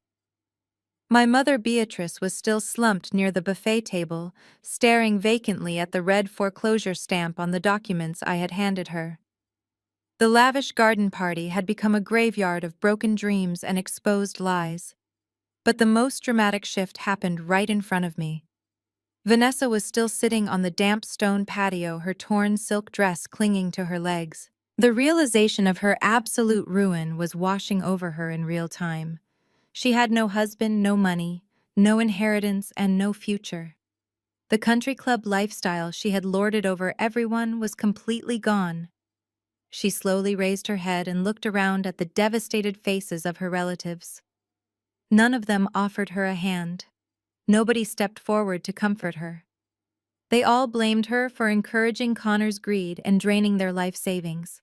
She was entirely alone. Her eyes frantically searched the patio until they locked onto me. I stood tall and completely composed, holding my daughter Aaliyah's hand, while my son Leo peeked out from behind my legs. Vanessa stared at me as if she was seeing me for the very first time. She did not see a poor widow or a low-level desk calculator anymore. She saw a powerful federal investigator who held the keys to her entire existence. Vanessa pushed herself up onto her hands and knees, her expensive blonde highlights falling in a messy tangle across her tear-stained face. She did not stand up. Instead, she literally crawled across the stone patio toward me. Her pride was completely shattered. She reached out with trembling hands, aiming for the hem of my skirt. "Please, Kendra," she sobbed, her voice hoarse and broken. "Please, you have to help me." I immediately took a large step backward, pulling my children with me. "Do not touch me, Vanessa," I commanded, my voice sharp and cold, slicing through her pathetic display. She collapsed onto her knees, resting her weight on her heels. She clasped her hands together in a desperate begging gesture. "Oh God, Kendra, you have to do something," she pleaded, tears streaming down her face, ruining her expensive makeup. "You work for the agency. You know the system. You are the lead investigator. You can access the accounts, right? You can unfreeze just one of the offshore trusts. Just enough for me to hire a top defense attorney for Connor. Just enough so I do not lose my house and my cars. Please, Kendra, I am your sister. I am your own flesh and blood.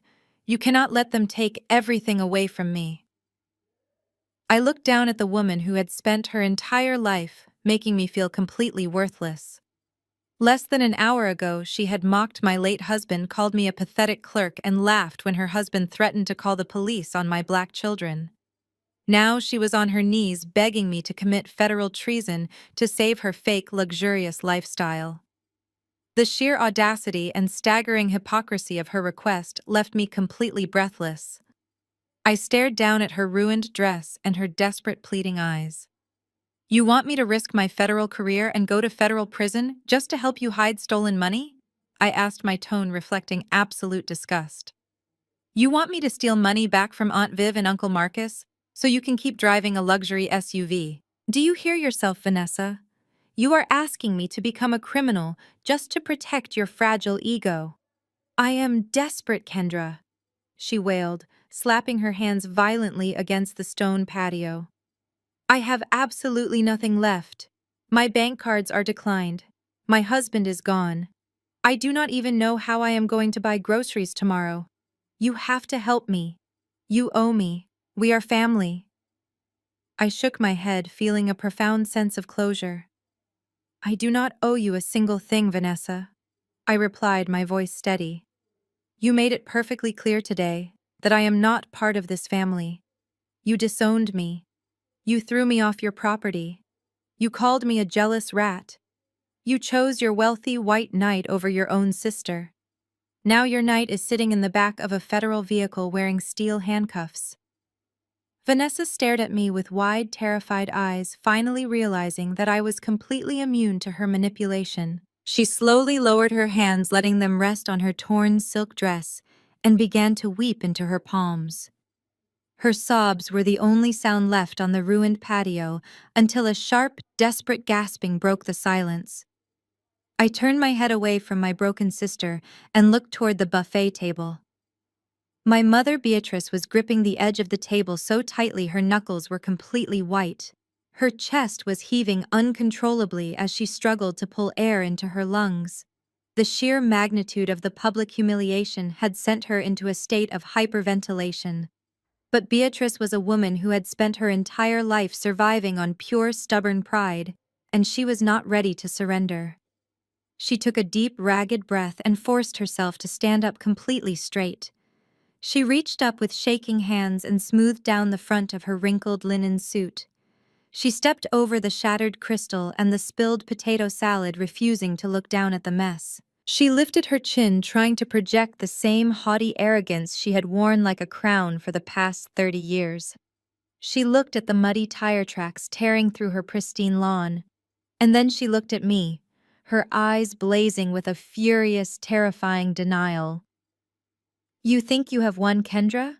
she said, her voice raspy, but gaining volume with every single word.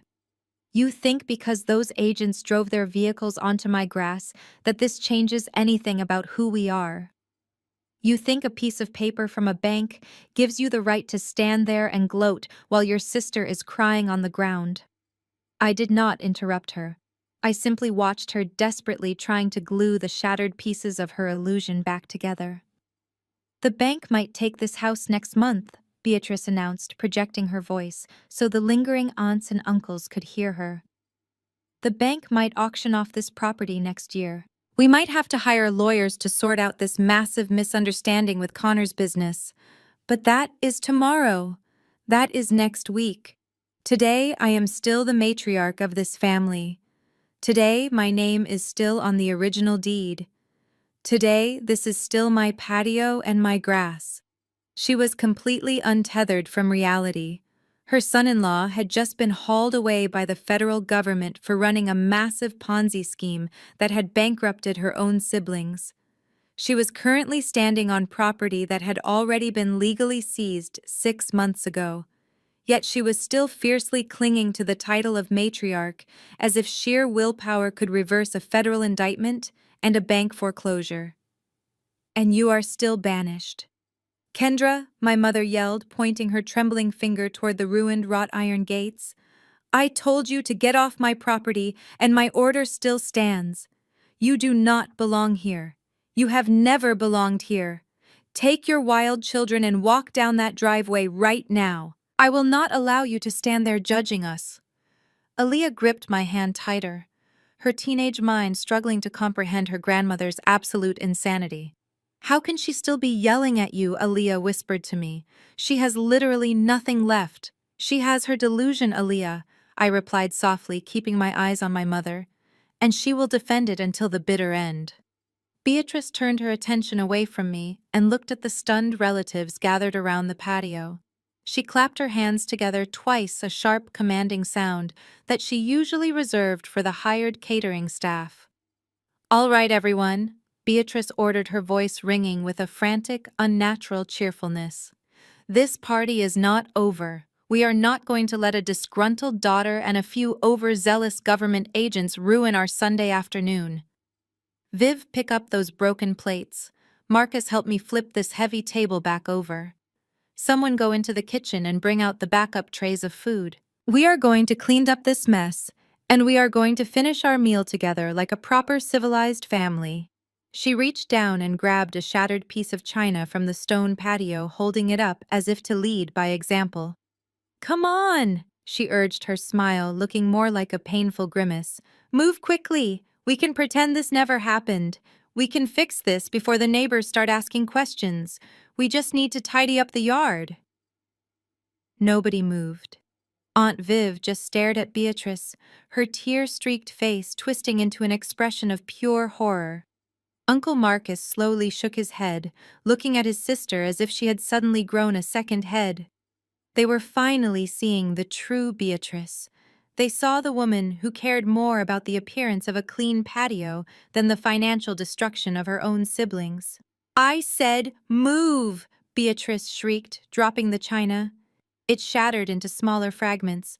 "Why are you standing there? This is my house. Clean this yard right now." "You are crazy, Beatrice," Uncle Marcus muttered. "I am not cleaning your yard. I am calling my lawyer." Aunt Viv stood up slowly, ignoring Beatrice. She grabbed her purse and began walking toward the driveway without saying a single word. One by one, the other relatives began to follow her, silently abandoning the ruined party. "Wait!"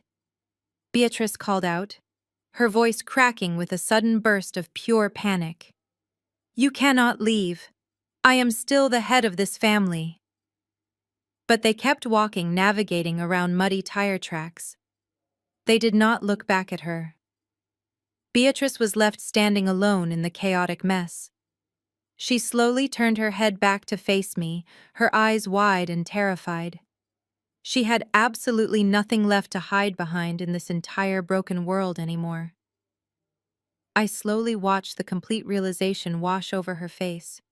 Beatrice was completely out of options.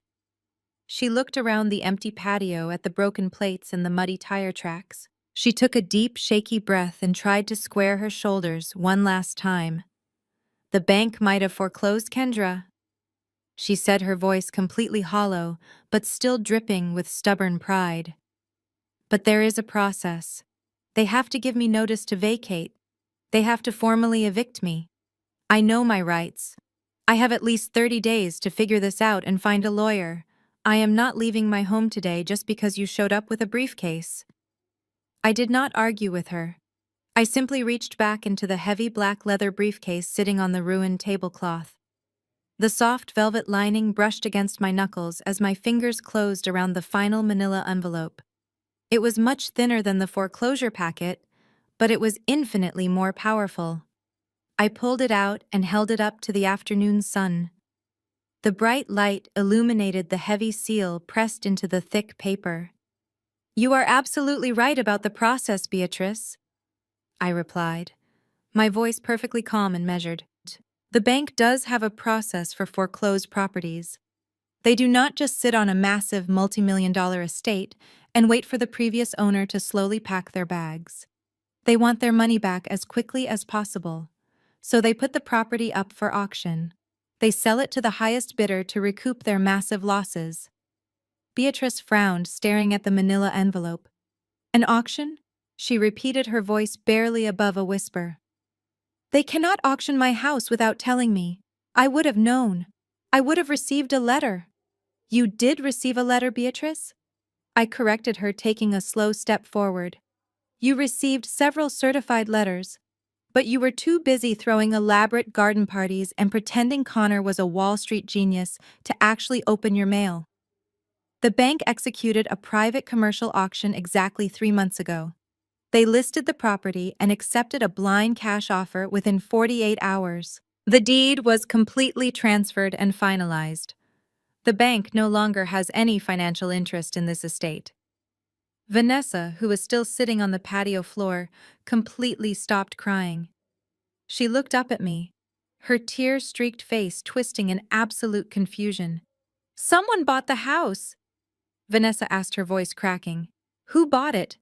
Who has that kind of money just lying around to buy an estate in cash?" Beatrice looked completely horrified. She raised her hands to her mouth. "Some developer," she gasped. "Some faceless corporation is going to come here and tear down my beautiful home. They are going to demolish my legacy to build luxury condos. No, I will not allow it. I will chain myself to the front doors. I will fight the new owners in court. I will make their lives a living hell." I placed the thin manila envelope on the table right next to the shattered crystal vase. I flipped it open and pulled out a pristine stack of legal documents. These were not printed on standard bank paper. They were printed on heavy, expensive parchment and stamped with the official seal of the state registry. I slid the top page across the white linen tablecloth so it stopped directly in front of my mother. "You do not need to chain yourself to the front doors, Beatrice," I said, my voice ringing with absolute finality. "And you certainly do not need to fight the new owners in court, because you are looking right at the primary shareholder." Beatrice stared blankly at the paper. She leaned forward, her eyes scanning the bold black text. I watched her read the name of the purchasing entity printed at the top of the deed. It was not a faceless development corporation. It was a private holding company. The property was purchased in full by ALK Holdings, I announced, ensuring my voice carried over the silent patio. It is a private limited liability company formed specifically for the acquisition of distressed real estate. I pointed a steady finger at the paper. "Look closely at the letters, Beatrice.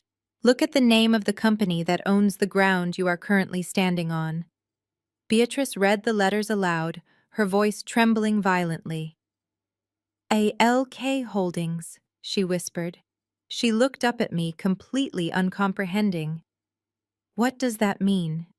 Who is ALK?" I placed my hands flat on the ruined tablecloth, leaning forward, so I was looking directly into her terrified eyes.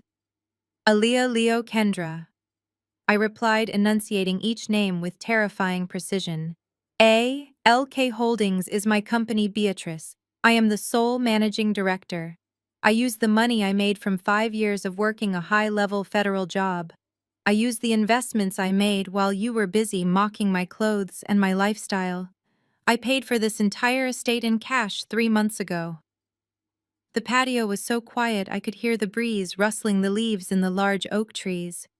Vanessa let out a tiny broken gasp from the floor. Beatrice looked like all the blood had been violently drained from her body. She stumbled backward, her knees completely giving out. She collapsed into a wrought iron chair, staring at me as if I had just transformed into a ghost. I stood up completely straight, absorbing the absolute raw power of the moment. "The bank does not own this house, Mother," I declared, delivering the final, devastating blow. "I do. I bought it 3 months ago with the wealth you swore I would never have. I bought it with the money you thought a low-level desk calculator could never earn." The absolute destruction of her reality was finally complete. The matriarch, who had spent her entire life judging people by their zip codes and their bank accounts, was now sitting on a patio she did not own. She was completely at the mercy of the daughter she had relentlessly abused and discarded. She had no home, no money, and no power. The illusion she had sacrificed everything to protect was entirely gone. "You bought my house," Beatrice whispered, her voice completely hollow. "You actually bought my home. You let me plan this party. You let me invite all these people. You let me stand here and act like I was in charge. You knew this entire time that you owned the grass under my feet." "I did," I replied, my voice completely devoid of pity. "I let you dig your own grave, Beatrice. You wanted to banish my son from your table. You wanted to throw me off your property to protect a criminal. So I let you play your hand. And now the game is over." The masterstroke was finally delivered, and the board was completely cleared. I watched her sink deeper into the chair. The expensive linen suit she wore suddenly looked oversized and ridiculous on her shrinking frame.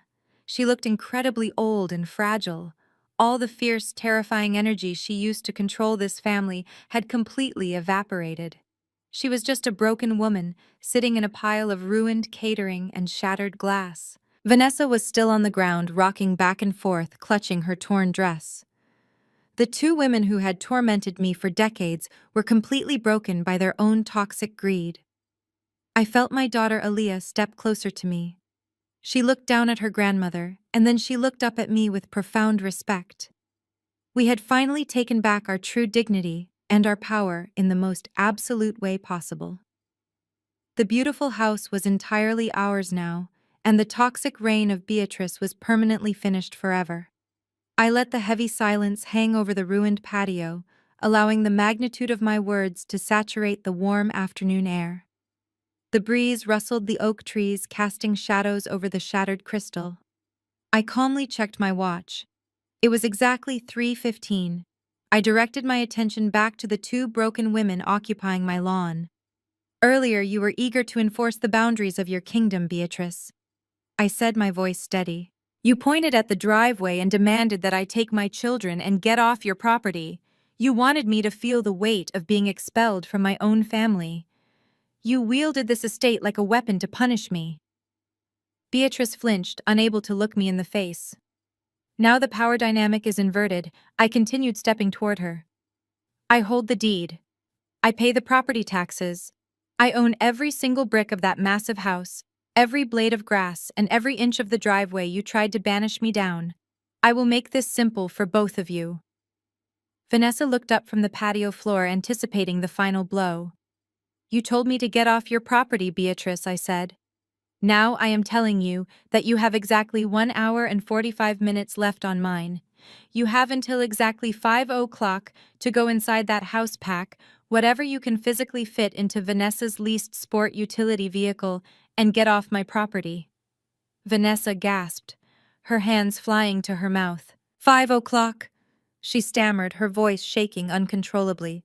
Kendra, that is impossible. We cannot pack an entire house in under 2 hours. I have furniture. I have a massive wardrobe. I have my children's things. We need moving trucks. We need a week at least. Where are we supposed to go? You can go to a hotel, Vanessa, I replied coldly. You can sleep in the back of your car for all I care, but you are not staying here, and you certainly are not taking the furniture. The foreclosure auction included all the primary fixtures and major furnishings left inside the estate. The bank sold the property as is. You do not own the heavy oak dining table anymore, Beatrice. You do not own the crystal chandeliers or the custom leather sofas. All you own are your clothes, your personal items, and whatever fake jewelry Connor did not pawn to cover his massive federal fraud.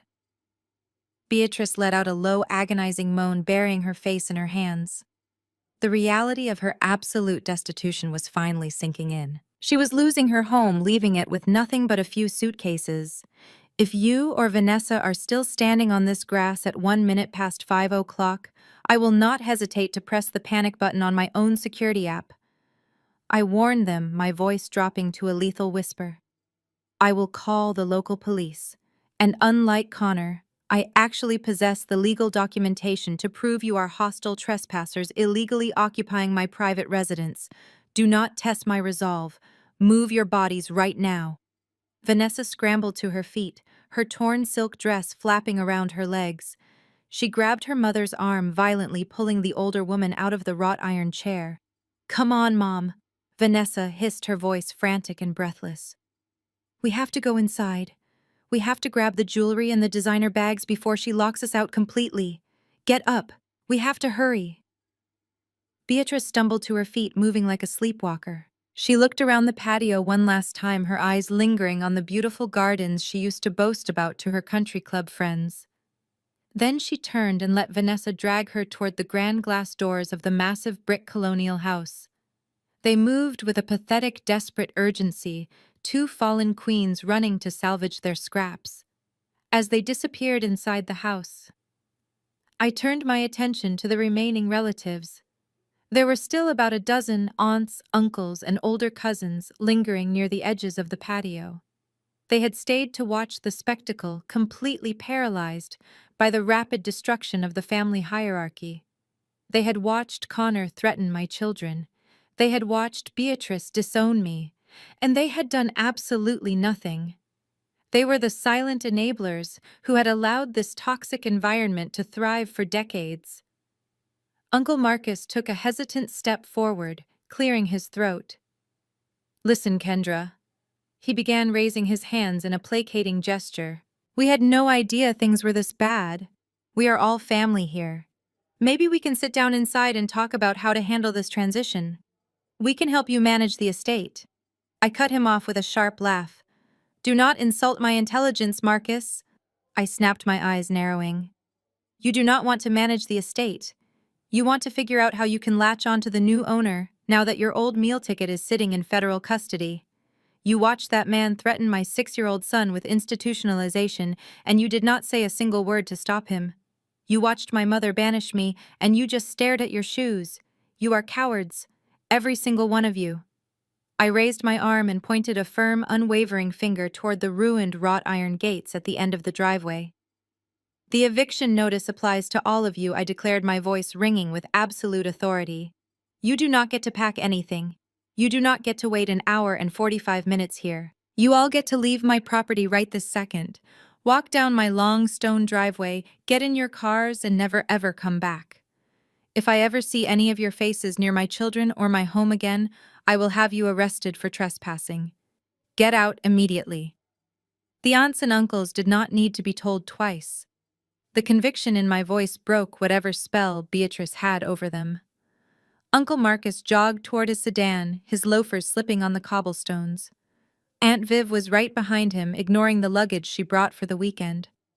The rest of the family scattered like roaches.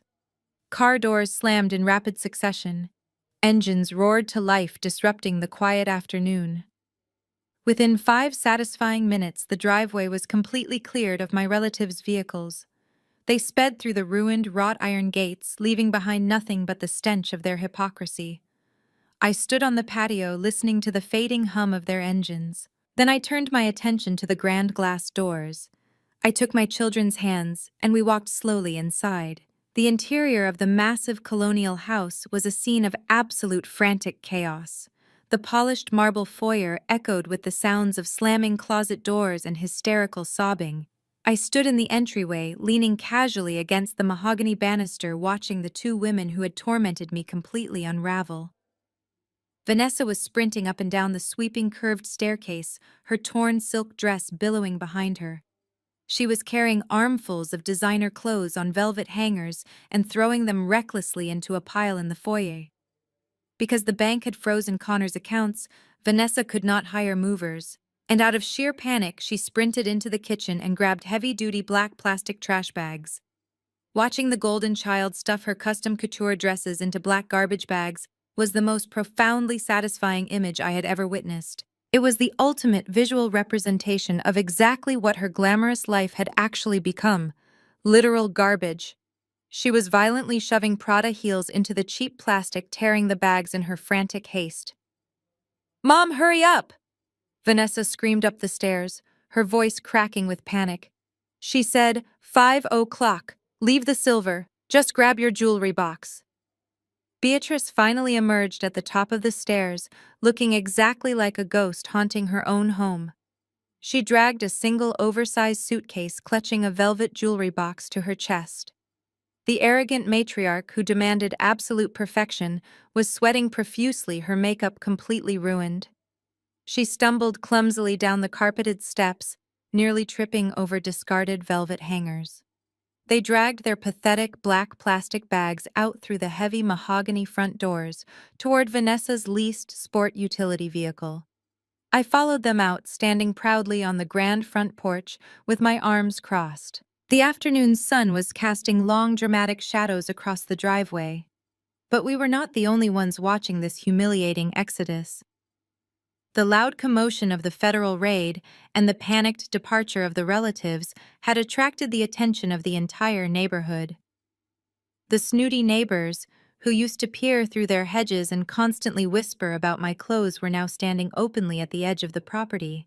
Mrs. Harrington from next door was staring with wide, shocked eyes. The wealthy doctor across the street was standing on his front lawn, taking in the spectacular downfall of Beatrice and her perfect golden family. Beatrice saw the nosy neighbors watching her.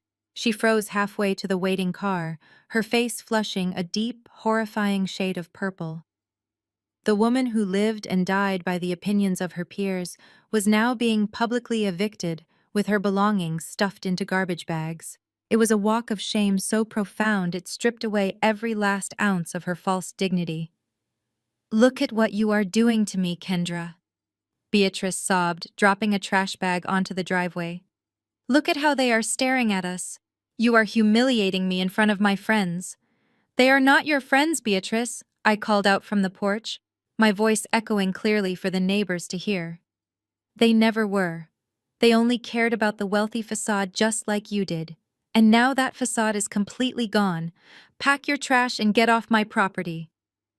Vanessa shoved the last torn plastic bag into the back of the heavy SUV, forcing the trunk lid down with a loud metallic slam. She yanked open the passenger door for her mother. Beatrice slowly climbed inside, refusing to look back at me, refusing to look at the staring neighbors. She stared straight ahead into the empty void of her ruined future. Vanessa quickly climbed into the driver's seat. Her hands were shaking so badly she could barely get the key into the ignition. The powerful engine roared to life. She did not roll down the window to say a final goodbye. She did not offer a tearful final apology. There was absolutely nothing left to say. The toxic hierarchy of this family was permanently dismantled. The golden child was entirely broke. The white knight was sitting in federal custody. The proud matriarch was completely homeless. She shifted the heavy vehicle right into drive and slammed her foot hard on the gas pedal. The tires screeched violently against the cobblestone driveway, leaving thick black rubber skid marks as she accelerated far too quickly. They swerved slightly narrowly, missing the ornate stone fountain in the center of the courtyard, before speeding toward the wide-open gates. I watched the back of the leased SUV bounce over the deep muddy ruts left by the federal agents' massive heavy vehicles. The car passed through the gates and turned sharply onto the main road, disappearing forever behind the tall manicured hedges. The neighbors lingered for a few more moments, whispering fiercely before retreating back to their perfect lives. They had witnessed the absolute destruction of the loudest residents, and they would talk about it for years. But I did not care about their opinions anymore. I took a deep and very cleansing breath. The toxic cloud was finally completely and permanently lifted today. The toxic cloud was finally completely and permanently lifted today. I stepped back out through the grand glass doors and returned to the ruined patio. The afternoon sun was beginning to dip lower in the sky, casting a warm, golden glow across the massive backyard. The catered food was still spilled across the stone, and the crystal vases remained shattered. But for the first time in my entire life, this sprawling estate actually felt like a home. It was no longer a stage for my mother's endless performances. It was no longer a fortress of judgment where my children were treated like unwanted burdens. The heavy, suffocating energy that had defined this property for decades had vanished the moment Vanessa's leased vehicle disappeared down the road. I walked down the stone steps and stepped onto the thick green grass. Aaliyah followed right behind me, letting out a massive breath that she had probably been holding since the picnic began. She kicked off her shoes and dug her toes into the manicured lawn. "Mom," she said, her voice filled with a mixture of awe and exhaustion. "I cannot believe you actually did that. I cannot believe this entire place is ours." I reached out and wrapped my arm tightly around her shoulders, pulling her close. "We earned this, Aaliyah," I told her, pressing a kiss to the top of her head. "We survived their cruelty and we built our own strength. We never have to shrink ourselves to fit into their tiny, bitter world ever again." Leo came running out from the kitchen carrying a fresh plastic cup of juice. Earlier today, he had been terrified, clinging to my leg while a grown man threatened him. Now he was bounding across the lawn with absolute pure joy. He did not have to worry about ruining his grandmother's perfect aesthetic. He did not have to tiptoe around expensive outdoor furniture or stay perfectly silent. He was just a 6-year-old boy playing freely in his own backyard. He spun around in circles, laughing loudly as he deliberately stomped right through the muddy tire tracks left by the federal agents. Aaliyah laughed and ran after him, initiating a massive game of tag across the sprawling lawn. I stood alone on the grass, watching my 2 beautiful children play. My heart swelled with an overwhelming sense of peace. For so many years, I had allowed my mother and my sister to dictate my worth. I had internalized their snide comments and their blatant disrespect, because society tells us that blood is the most important bond we have. We are conditioned to forgive toxic family members simply because we share the same DNA. But standing here watching my son laugh without fear, I finally understood the absolute truth. Blood does not make a family. Respect makes a family. Love makes a family. Unconditional support makes a family. My mother and sister shared my blood, but they never shared my heart. They only saw me as a prop to elevate their own fragile egos. My late husband Marcus understood that truth better than anyone. He never had a fancy title or a massive bank account, but he possessed a wealth of character that Connor could never even comprehend. Marcus loved us fiercely, and he worked with his bare hands to provide for us. He would have been so incredibly proud to see Aaliyah standing up to her grandmother. He would have been proud to see me finally claiming my own space and protecting our son. I looked up at the clear blue sky, sending a silent thank you to the man who taught me what real love actually looked like. We were going to be just fine. I turned my gaze back to the massive brick colonial house. It was huge and imposing, but it was a blank canvas now. Beatrice had decorated every single room to look like a museum meant to be admired but never comfortably lived in. That was going to change immediately. Tomorrow morning, the deep cleaning would begin. I was going to hire a crew to throw out the remaining remnants of her pretentious lifestyle, and I already knew exactly what I was going to do with her prized formal dining room. That massive room with its suffocating silk drapes and its absurdly long, polished oak table had always been the epicenter of her psychological warfare. It was the room where she held court and handed out her cruel judgments. I was going to completely dismantle it. I planned to tear down the heavy drapes and let the natural sunlight pour in. I was going to rip up the expensive Persian rugs and install soft, padded flooring. That dining room was going to become a massive state-of-the-art sensory playroom, specifically designed for Leo. I would fill it with climbing walls, soft swings, interactive light panels, and everything his brilliant, active mind needed to thrive. The very room where Beatrice used to banish him for being disruptive would become his personal sanctuary. As the sun finally began to set, casting long, beautiful shadows across the estate, I felt a profound sense of closure. The long, brutal war was officially over. I had entered this property today as an outcast, and I was ending the day as the undisputed owner. I did not just defeat my toxic family, I completely outgrew them. I built a fortress of my own success, and I locked them outside the gates forever. My children and I were finally safe to live our lives loudly, boldly, and unapologetically. We were free. Sometimes the trash takes itself out, but sometimes you have to buy the dump to evict the raccoons. Have you ever had to cut off toxic family members who thought they were better than you? Tell me your story in the comments. Do not forget to like and subscribe, and remember, never let anyone banish you from a table you can afford to buy. The most profound lesson to take away from Kendra's journey is that sharing blood does not automatically make someone family. For far too long, society has conditioned us to believe that we must endure toxic behavior simply because we share genetics with the people who are actively hurting us. We are often told to keep the peace, swallow our pride, and shrink our own potential just to fit into the dysfunction of relatives who are supposed to love us unconditionally. But this story shatters that dangerous illusion entirely. Through her quiet resilience, Kendra teaches us that true power does not come from loud arrogance or wearing designer clothes funded by massive lies. It comes from the silent, unglamorous work of building your own solid foundation. Her mother and sister built their entire identities on the conditional approval of others and the fragile illusion of borrowed wealth. They worshipped a false savior while entirely discarding the brilliant, hardworking woman standing right in front of them. Kendra realized that she did not need to desperately fight for a seat at a table where she was constantly disrespected and minimized. Instead, she worked relentlessly, educated herself, and ultimately bought the entire estate. Her victory was not just about spectacular financial revenge, it was about reclaiming her absolute dignity.